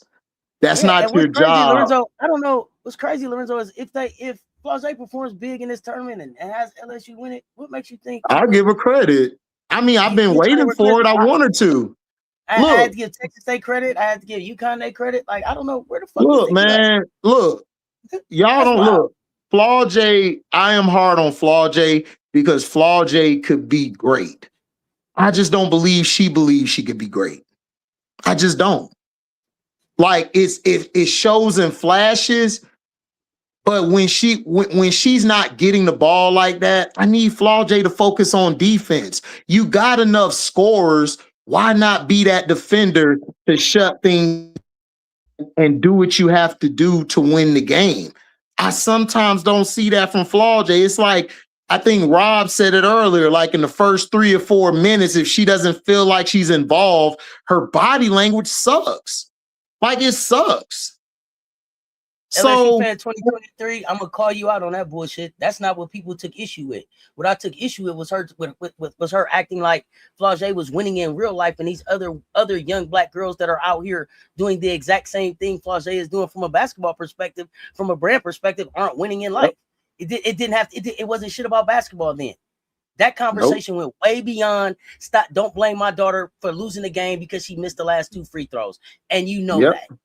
Let's keep it a buck. And this is where the fuck I have a problem with y'all, because y'all don't keep it a buck. The issue wasn't with she didn't like people saying don't blame her daughter for the loss. Who gave a fuck about that? Ain't nobody talking that part. What we talking about is the winning in real life. I didn't like that. That's the part that we talking about where it got disrespectful. Y'all keep it a buck around here for real. Yeah, that's all we talking about. Cut you off, but I ain't doing that. No, you good. That wasn't what people took issue with. Yeah, but like I was saying, Flau'jae, I worry about her when she doesn't get the ball or she's not scoring. Like, y'all act like y'all never seen players who, if they don't score, they just shut down the rest of the game. Like, that's my issue with Flau'jae. I'm not looking at just her game. I'm looking at her body language. I'm looking at how she handles herself when it don't go her way or when the ball's not going in the hoop. Y'all act like y'all never played basketball before. What are we doing? Like y'all act like y'all didn't play ball in middle school or little league, and you had that player on the team who, if they didn't touch the ball and they put some points up, that they started moping. Y'all gotta stop fandoming these women and players. Stop being fangirls and boys and actually hold these players accountable. Like, seriously, do you want these players to be better, or do you want these players just to be what they are? Because you're going to get another CC out of Flau'jae if you don't hold her accountable. I'm telling you. Y'all think I'm playing. Here's the thing that fucks up that dumbass thinking. The fact that she has a bigger brand off the court, does that mean that the rest of these girls aren't winning? For you, as a black mother of a young black girl who sees how hard it is for black and brown women to win in women's basketball right now, just talking about basketball. Fuck the rap shit. Just talking about basketball. For you to sit up as a brand builder and take shots at other black and brown girls over your daughter because she lost is bullshit. Yeah, that's kind of dancing buck where I'm from. This is the type of bullshit that y'all try to do with women all the time. Like it can only be one woman winning in whatever it is, whether it's the rap game, corporate America, women's basketball, soccer, or whatever. Cut that bullshit narrative out. Stop that bullshit. It's a whole lot of young girls winning in basketball right now. That's the opportunity that NIL gives. It's a whole lot of them out there with deals that y'all don't even fucking know about because they not out here talking about them like that. It's a whole lot of them out here stacking up shit because that's what they want to do. This motherfucker Joyce is gonna leave with fucking 3 degrees because that's what she wanted to do. Her people's success ain't necessarily trying to be a fucking rap star and a basketball star. What they trying to do is the things that they have set out in their life to do. And what I see him doing is being successful at that. How the fuck does Flau'jae fucking SEC fucking Pack say graduate yet? Because Tessa do. That ain't winning in real life. See what the fuck we talking about? See, I'm not taking that bullshit narrative from y'all. Y'all be on some fuck shit with that.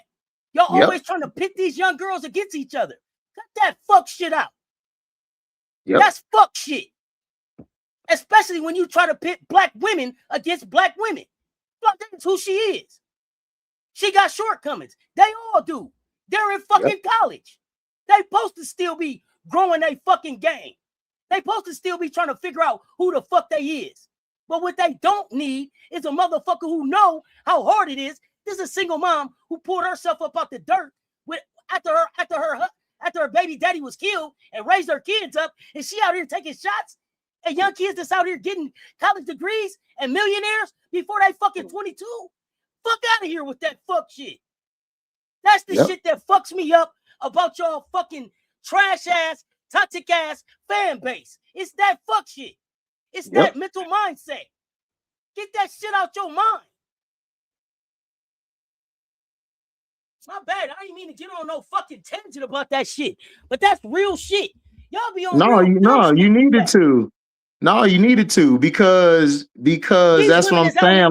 Like people they ain't never fucking had. They out here with opportunities that black women didn't even fucking have when I was their age. And you out here shitting on them? Fuck out of here with that fuck shit. Yep.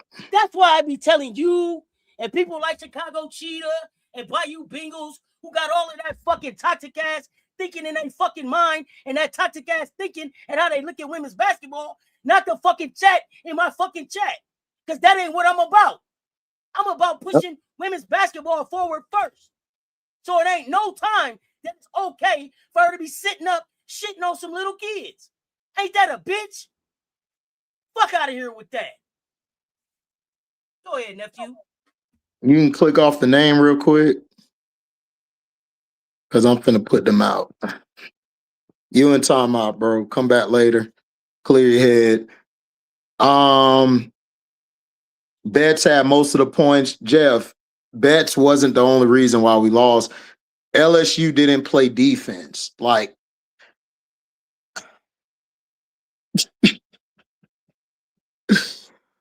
so it's just one side of the ball, Jeff. It's just one side of the ball. It's just one side of the ball. Okay, guys. So one side of the ball, Flaw J was great on. That makes her a great player. Got it. Got you, Jeff. Got you, Jeff. Man, don't nobody watch the defensive side of the ball no more. Everybody just got something for offense. I tell you, boy. I tell you, boy. This is why I'm a part-time YouTuber. Cause y'all, bro, I just said, if you put up points, but you're giving up more on the other end, you're going to lose. That's the point. You have to produce on defense. When Flaw J was playing like shit offensively in the first half, she didn't defend nobody. She was getting cooked. That's the point I'm trying to make. KG had a bad game. Shepard didn't do all of that. That's what I'm saying. I don't care if you could just score points. You got to stop somebody too. That's all I'm saying. Like, we lost because we didn't defend well and we had a lot of streaky scoring. That's it. So if somebody put up 24 in the second half, but you giving up as a team and including you more than that 24 you scored, are you going to win? No, you're going to lose. Betts had 6 blocks. Okay, what did everybody else do? Nada. Betts wasn't the only reason why they lost. LSU has not played great defense in the clutch last year or this year. That's the problem. Exactly, Cecil. As a team, you look at what the team did on the other end, including your player didn't play well defensively. I got a guy in Prince who played the game, who broke down film. He went back and watched it and told y'all on his channel that Flaw J's defense is the reason why we ultimately lost. You can go watch it. It's on IMZO Media. He got the video up and he breaks down the game. You can go watch it. So I'm not making this up. And I said this, me and Auntie was on the show. I said this before he even came out with the breakdown because I was telling him her defense was trash. And you know what he did? He talked to me the next time. HD, you right. That defense, her, and as a team, garbage. I'm just saying, bro, like, I don't get up here and try to say this. I say this about Flaw J because I expect Flaw J to be better than what she is. Y'all don't expect her to be better. Y'all want her to be like Auntie, like the mom said, I'm winning in life. That bullshit. That's what y'all expect. Do y'all want to win or do y'all want to be mediocre? Like, Man, I've never been. Basketball is paying the bills right now. She said basketball is paying the bills right now. That's what I'm saying. So my issue is YouTube has shown me that people don't want greatness. People don't want the best. People want to award somebody for getting 30 points or 40 points and they lose the game. They cool with that, Auntie. I'm cool. You got 40, you lost though. We're going to celebrate your 40. I don't know, man. I look at sports different than y'all. I'm sorry. Like, if somebody had 100 yards, if somebody had like 100 yards throwing the ball, but they managed the game, didn't get no turnovers, got first downs, got us the dub, I praise that quarterback. Y'all don't praise that quarterback. You know what y'all say? He sucks. He's a game manager. That's what you're supposed to do, a quarterback. You're supposed to manage the game, just like the point guard. But y'all don't care about that no more. Y'all just want points, assists, rebounds. Y'all don't, just points and assists, excuse me. That's it. And percentages. That's all y'all look at.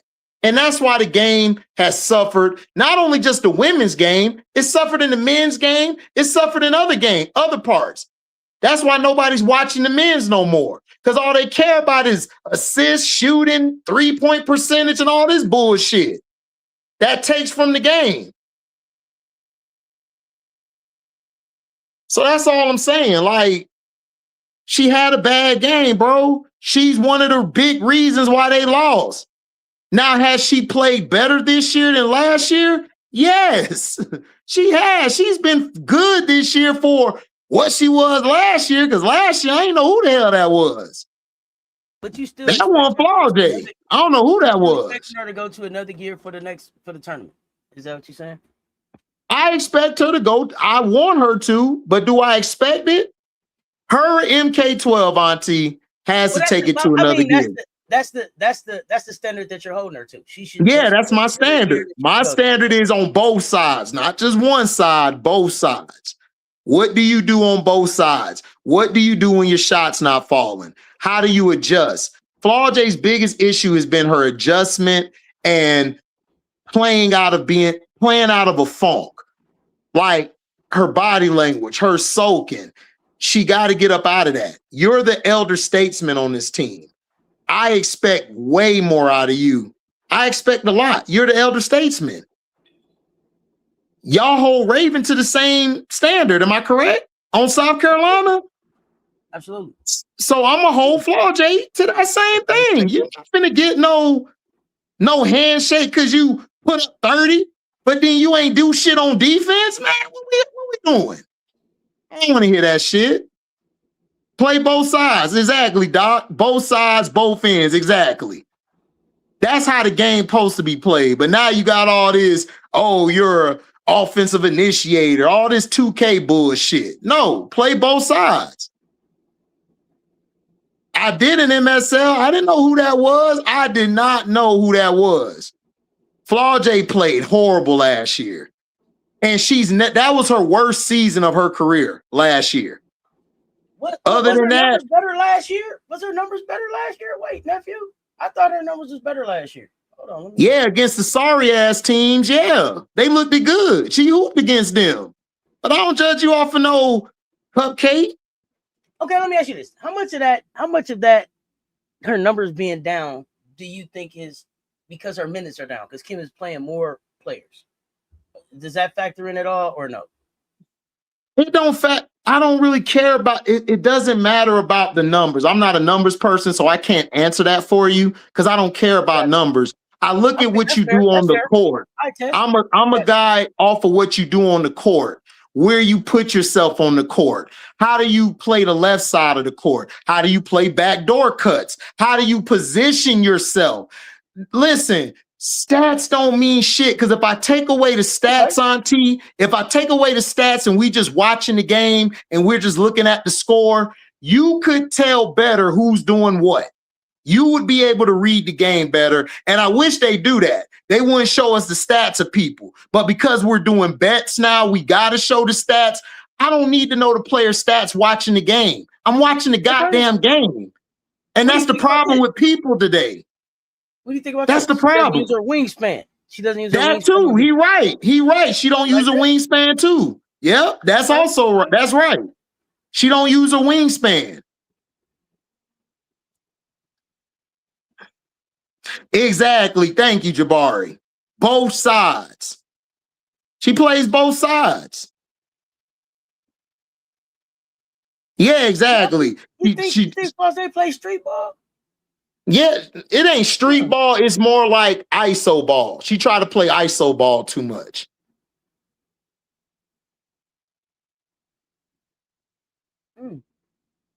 So game minutes can be. Flossie ain't doing. Go ahead. I'm sorry. Go ahead.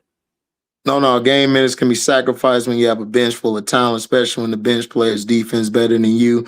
That too. But the thing is that Brandon, to answer your question, Kim is not going to bench Flau'jae even if she messes up. She only benches her like if she messes up to the point where it's detrimental to everybody, like how MK12 was playing. She's not going to bench Flau'jae like that because Flau'jae, she has lapses. It's when I need her to step up and play, when the play comes toward her, when the action's getting initiated against her. She struggles at times. But Kim don't trust the freshmen. She don't trust Bella Hines and them enough. Because when Bella did what she was doing, she sat Flau'jae for long periods of time in games. So I have seen her do that. So we should be calling Hidalgo the best two-way guard. I don't think she's the best two-way guard, but she's a great two-way guard. She is, for her size, to be 5'6" and defend like she does. She's not the best two-way, but she's a damn good one. She's up there. I like Hannah. Yeah, Hannah's up there. I want Hannah. There's some things I want Hannah to clean up on defense, surprisingly. And I know she was the DPOY and the player of the year for the conference, but there's some things she could clean up.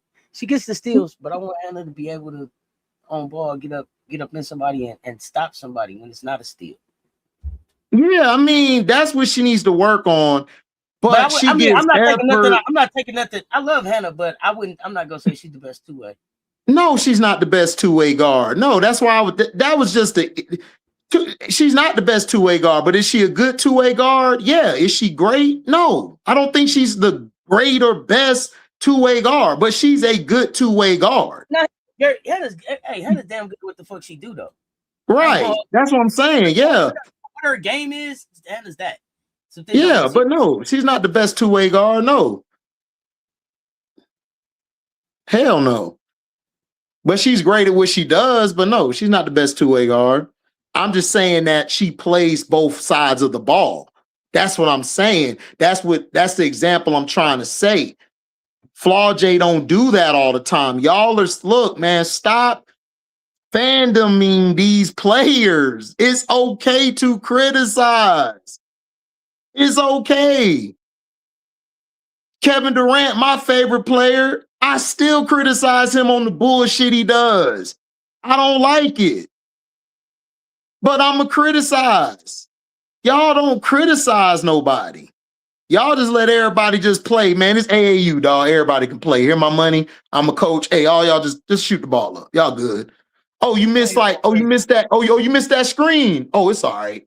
Oh, you ain't pick him up 94 feet. Oh, that's all right. You'll get it back. You a superstar. You rap off the court. Yeah, you create stuff off the court. You scientist. Yeah.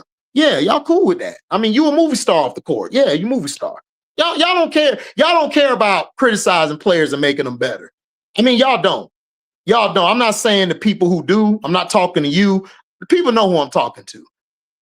Y'all got to stop doing this because y'all are not helping the players grow. Y'all not. And these players see you every day kissing their ass. And that's why they act the way they act, because y'all going to kiss their ass. Y'all not going to hold them accountable. Y'all not. And that's unfair to the player to me. You got to hold the player accountable. You got to want more from the player, or they're not going to be better than what they are. They're going to stay the same. And then when they fall off a cliff and don't make it at the next level, then y'all going to be like, damn, why such and such ain't make it? Kept listening to y'all. Damn shame. He back here teaching PE down at the middle school. He could have been great. She could have been great. Could have been great. But they don't see that. Telling high school stories at the local bar on Friday night. Right. Boy, back in my day, I used to dunk on 2 people, 3 people. Ooh, pull it up on your phone. Pull it up on the phone. Google me right now. I'm telling you. Right. Come on, y'all. I'm just saying, like, nobody want to criticize players no more. They don't. Fauze defense does tend to show up a little bit more when our offense is there. This is a good point. It's true. No, I agree with that. She'll defend. No, Michelle, you're absolutely right. Like, listen, I like a statement like that. Jeff made some good statements, what he said. I just disagree with some of them, but most of them he said was correct. But what you said there, I agree with it. Flaw J is offensive minded. If her offense isn't going, she's not going to play defense. But I want her to snap out of that. Do you want to win, or is it like your mama say, I'm winning in life? I'm just saying. You see how that comment came back to bite her in the ass? I'm just saying, I could use that now. Your mama put that out there. So now me and Cess can come up here on Mondays or every day of the week and say, hey, she winning in life. I guess she don't really want to win. I guess she don't care about the court. I'm just saying. Your mama said it. I'm just saying. It's unfair, but hey, it's fair game. Yeah, I mean, that's what we're here for. We got to call it out. We got to call a thing and then talk about how we get better. That's the thing that Don said, though. We don't coddle. We love you enough to let you fail, and then we're going to pick you up, dust you off. You mind, get in here, let me show you where you messed up. We go get back to work. Yep. Period. That's all you can do. Yep. If Angel Kim couldn't snap her out of that mindset, then who can? I mean, but it shouldn't take Angel and Kim. She don't need Angel and Kim to snap her out of that. This is a self thing. This isn't a outer thing. Like, a thing is decision making, like, yo, take it here or shoot there. That's different from you don't want to do nothing if your offense ain't going. That's self. That's on self to be like, yo, my offense ain't going. I got to get it somewhere else. I need to either die for loose balls. I got to play the passing lane, or I got to defend the best player on the perimeter. This is what I love about SC. Even when SC loses, they're all one. Everybody holds themselves accountable. Not just the team hold them accountable. They all hold themselves accountable. When we lose, we trying to cuss everybody out. It's your fault. It's your fault. No, it's your fault. No, that was you on that play. That's the difference. And then go look at UConn. Sarah Strong says it best. I mean, if we do what we're supposed to do up in the first half, coach won't cuss us out. We got to do our job. We got to do better. That's what I look for in leadership and as a player. Your coach and a fellow player sometimes may not can get you out that funk. You got to get yourself out of that funk. You got to realize I effed up. I got to do better. Sarah Strong is a sophomore now. Yep. And she shows way more maturity than a lot of seniors out here. Hell, a lot of people my age and Auntie age. So that's what I'm talking about. Pro. Right. She's a generational pro. So that's what I'm saying.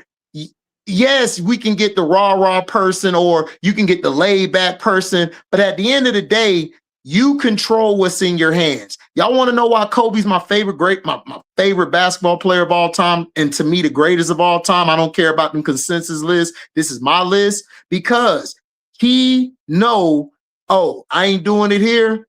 I got to do this. I got to rebound. Let me get 15 rebounds to help us in game 7. Y'all were just looking at the shooting.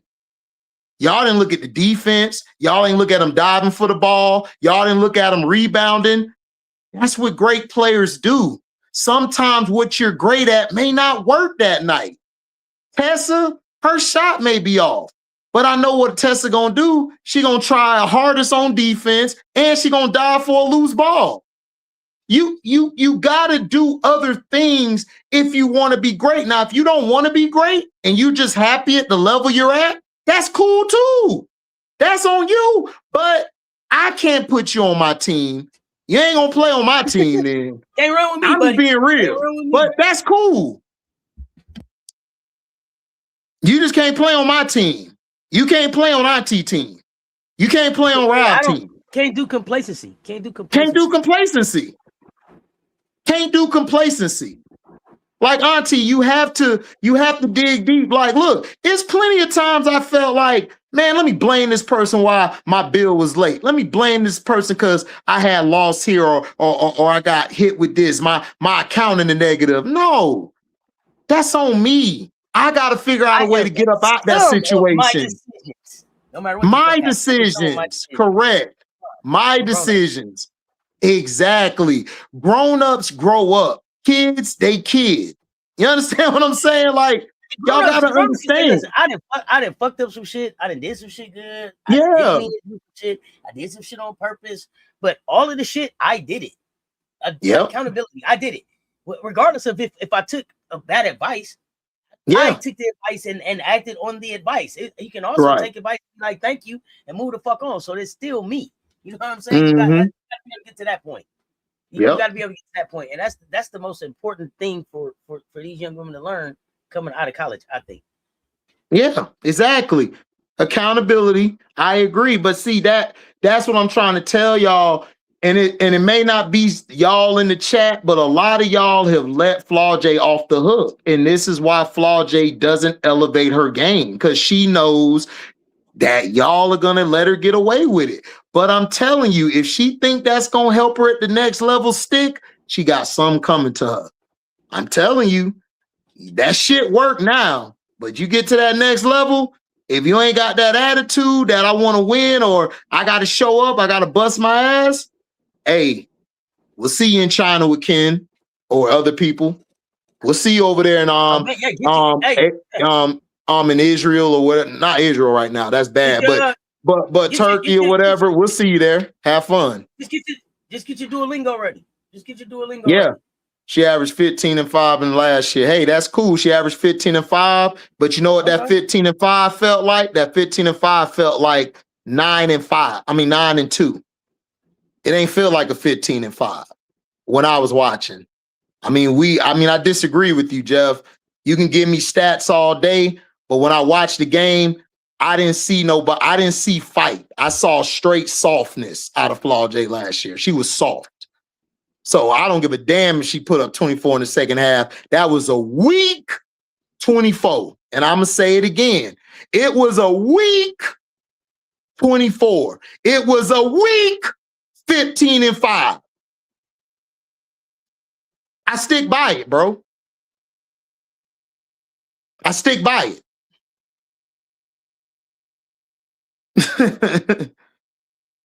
Officer T. Dave is in the house. Thank you, fam. Appreciate the support.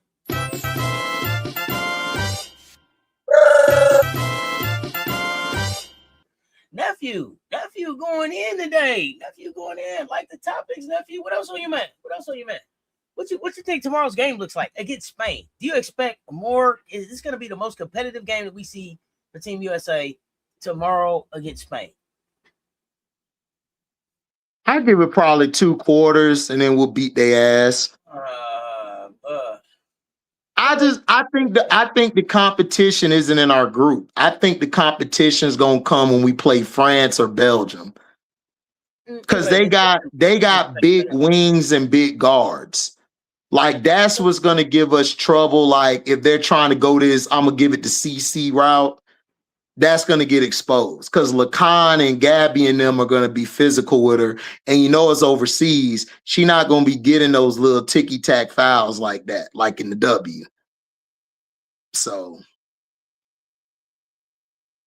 I don't know about Spain. And I'm not sold on this Our Fam. Like everybody keep hyping up this Our Fam. I'm not sold. We'll see. What is it? She needs some work. What is it that you want to see to be sold? What would say? I ain't seen enough, so I don't see top 5. Now, if you were telling me she's going early second, I'm cool with that. Like, all right. She comes off as a project player, Auntie. Like, when you're a project player, I don't pick you off of that. I'm gonna pick you now. If I already got an established team, you know what I'm saying? Like if my team is set, then yeah, I would draft her high. But if my team ain't set and I need something to build around, I'm not picking her. Do you consider Malonga a project? Yeah, she's still a project. Because Malonga, you gotta understand, it's not Malonga's fault. Like people think I'm hard on Malonga. She's fucking 19. She's 19. Like, okay, she's 19, but she don't have any big abilities. That's why I say these players from overseas, I always say they're not ready because you could tell she started out as a guard by how she plays. When you get to a certain level, that's why your girl that you got on your team from France, I'm glad she went to y'all. She should have gone to college first. Yeah. Malonga should have gone to college first because she would have actually learned how to be a big, Auntie. She don't know how to be a big. She played like a wing. Do you think is Seattle Seattle? Would you consider Seattle an established team? Was that a good pick for them? No. I stick by what I said. Seattle should have got either Sony Citron or Kiki. So what team? What was a good place for Malonga to go as a project last season?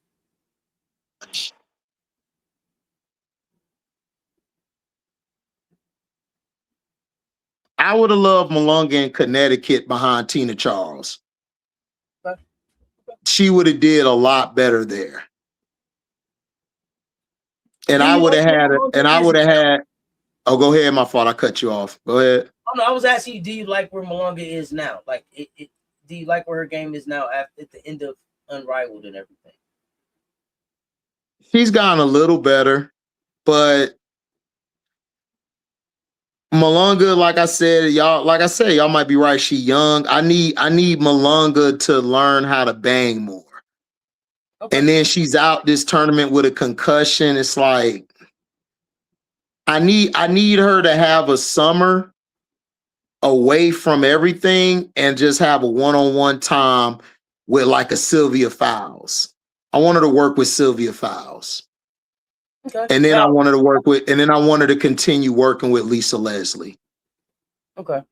And is that kind of the same plan you would have for Fam?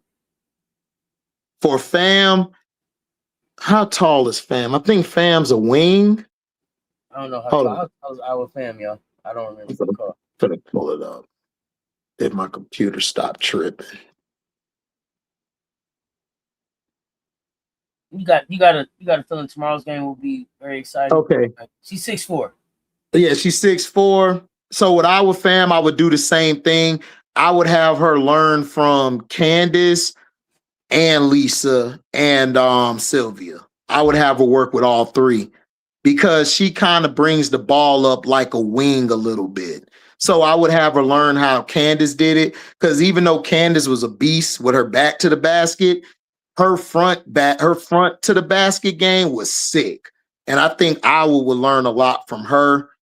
That's why I was upset with what Candace did because I wanted her to work with Angel because I think Candace would have been a great work with Angel. That would have been a great little workout because they kind of similar in some aspects of their game. Not all of it, but some of it. So I will work with those three, Candace, Sylvia, and Lisa Leslie. That's what I would do with our Fam. Yeah, Brandon, like Malonga, yeah. Malonga would have worked with Tina Charles. She would have got a lot better if she worked with Tina because NECA's cool, but NECA's a forward. Malonga's height has her as a 5. She's gonna have to learn how to be a 5. And Tina would have taught her how to be a 5, in my opinion.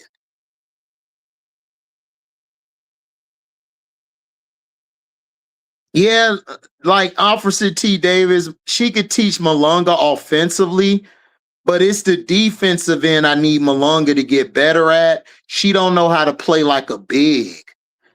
I'm not just looking at the offense, because Lisa Leslie can teach her offensively, but what Lisa also teaches you is defense.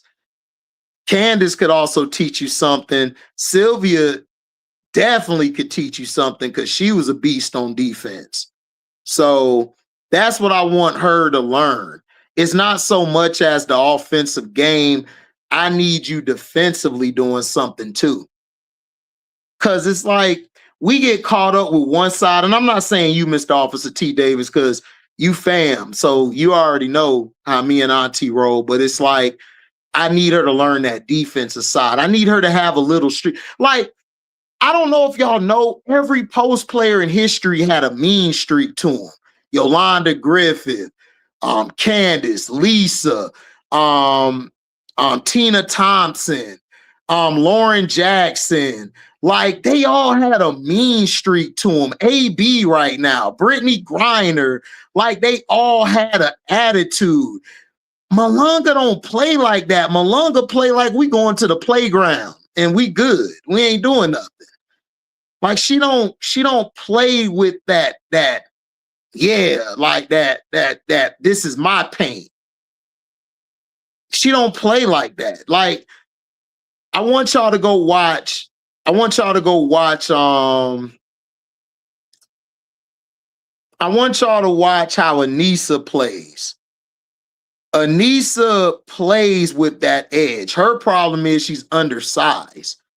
But yeah, thank you, LaShonda, that grit. Anissa plays with grit, and she's undersized. Malunga don't play with that grit. She don't play with no type of grit. Like it's very, oh, you so nice. You gave me a back down. Okay. It's like, okay. Yeah. Like, hey, thank you, officer. See how officer, exactly.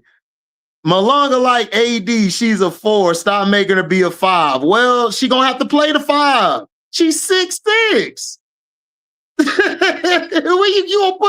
gonna put 6'6" Malunga at the 4? Who gonna play the 5? she's a wing 5. Like AB would say, she a wing 5. She's 6'6". She's a 5.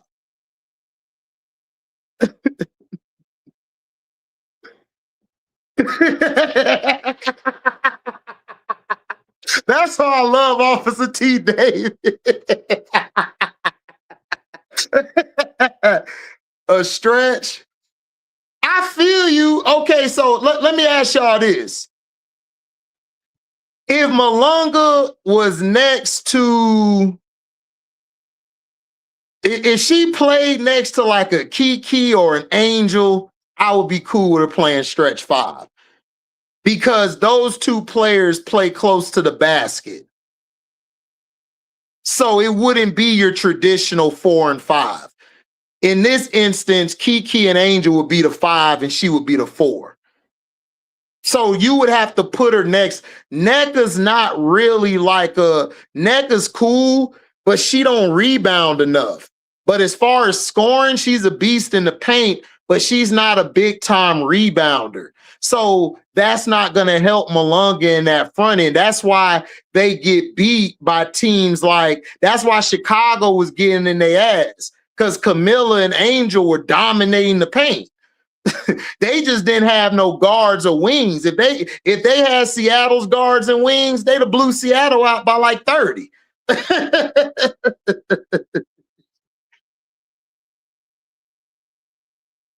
Right, X Savage. But see, what helped Wemby out is they got a player next to him who plays in the paint. So Wemby could get away with playing at the 5.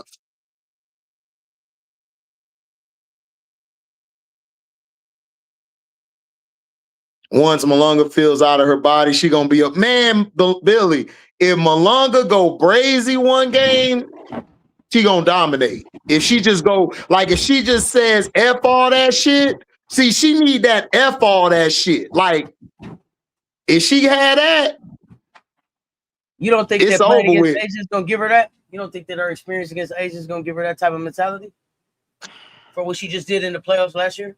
Do you think you see some growth there with that? I think she'll grow. I think she'll make some all-star teams. I just don't think she could be my main person for the team, if that make any sense. But she'll be good. You think they should I keep just need. Don't go getting rid of Ezzy, is what you saying? I wouldn't get rid of Ezzy, and the reason why, because Ezzy plays more to the basket. Malonga's gonna need help. If you get rid of Ezzy, Auntie, you're gonna have to get a 4. What they're gonna have to do is get a 4 who plays like De'Erica and Angel that play in the paint. They can't get that rebounds too in defense. Cause NECA's cool, but she's older now. She's not the same NECA. So if she played next to like an Angel or a Kiki, that will expand Malonga's game because Malonga don't have to bang all day. So, that's what I would do. 28-4, 2 steal, 4 boards, 2 blocks. Okay, she's giving me 28, but she's getting her ass kicked on the other end. Jeff, just say you don't like me. I mean, if you don't like my takes, cool, but Malonga's soft, bro. She got to get more grit. Like, if you going to play in the W, bro, if Sarah and Joyce came at her now, they would give her problems. Wait. I think Jeff went back to talk. I think that's Flau'jae Elite 8, right? In the Elite 8? Numbers? I think that's Flau'jae numbers right there.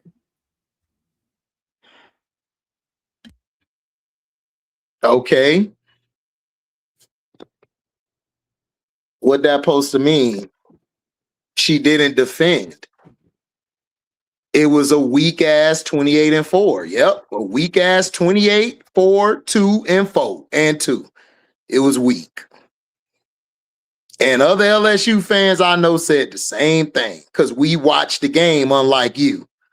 That's how I could tell you didn't watch the game. Yeah, she needs some bricks in her back pocket. Yep. She 19. Yeah, we'll see. She'll get there. I just need her to learn how to play the 5 more. That's what I need her to do, is learn how to be a 5. And I think Sylvia Files a teacher. Lisa, keep learning from Lisa, and that'll be good.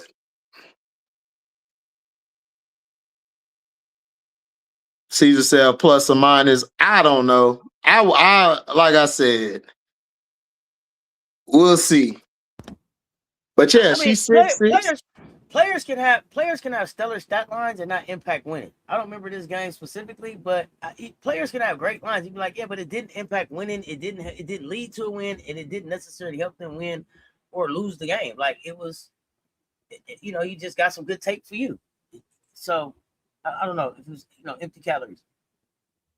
I mean, hey, look, if you like that weak ass stat line, go ahead, because that was a weak stat line, bro. Like, I'm just saying, like, Flau'jae didn't do that well last year, bro. It's okay. She had a bad year. She came back this year. She's better this year to me. And then it wasn't just me. We had a lot of people in the chat watching the game. We had a whole bunch of LSU fans in the game. They said the same thing I said. Like, we don't look at numbers, bro. We watch the game. Like, I don't care about numbers. Like, what that supposed to mean? Oh, I was saying Sarah and Joyce would body Malonga right now because they play big. They play in the paint. They actually play like 4s, sometimes 5s. Malonga still, to me, plays like a wing. So that's why I would say they would give her some pushback. But do I think that would help Malonga? Like, it would help, but she got to want to do it. She got to come to a realization, like, because look, it's like Yao Ming. Yao Ming struggled a little bit, but then once Yao Ming said, man, F it, get off me, little boy, dunk. He brought that shit down. Katino Mobley told his ass, man, dunk that shit. That nigga dunked that shit. And Yao Ming want the same ever since. Like she gonna have to have that coming to Jesus moment one game.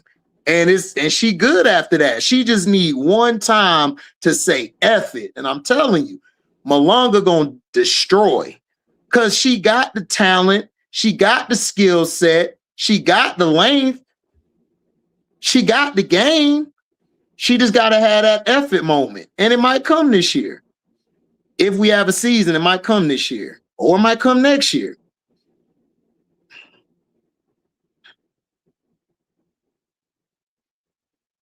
MSL again. Yes, AR5 does spend her time out the paint when Miller's there, but AR can play the paint. She plays like a post. That's all I'm saying. You're right. I agree with what you're saying. That was right. But she plays like a post. I need Malunga to play a little like that. Not exactly like Angel, but I just need her to play with some grit. And she'll be all right. I'm not on Flaw MK12. This Jeff guy keep glazing because he a Flaw J fan. It might be her brother who probably ran up on Camilla and got scared and ran back to the crowd. So I don't know. You got to ask him. I've been done talking about Flaw J. I told y'all what I need from Flaw J. I'm done. Yeah, no, but congratulations. Congratulations to him, donating. Thank you for donating to my auntie chat. I appreciate it, but we done moved on. Yeah, we done moved on. We talking about Malunga.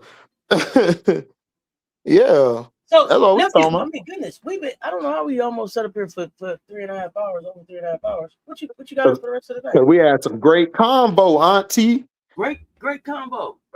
Got some great hoops coming up. Hold on, Auntie. Hold on, Officer T. Davis. You right, bro. 6'7" is different up close. That boy see that 6'7" and said, "Oh shit." 6'7". Real 6'7" right there. Man, look, man. I'm just saying. But we're gonna be watching Orlando Magic later. You know what I'm saying? They on the 7-game win streak. We in the 5th seed. We gotta win this game to keep on track to get the 4th seed. So we hooping. I heard that. Y'all know me and Coach Coleman is back at 11:30 for the CC show. We have Political back tomorrow for Probably Sports Tea Time conversation. The little one. I call it a little one. The political. We appreciate y'all pulling up and rocking with us. If you ain't hit the like and the share yet, make sure you hit the like and the share. They both right there on both the platforms. Hype this video on both the platforms when we done. Nephew, I so appreciate you. We finna get out of here, y'all. Until next time. That's from HDI TV, Cess Talk Sports. Y'all stay tuned. Talk soon. We'll see y'all next week.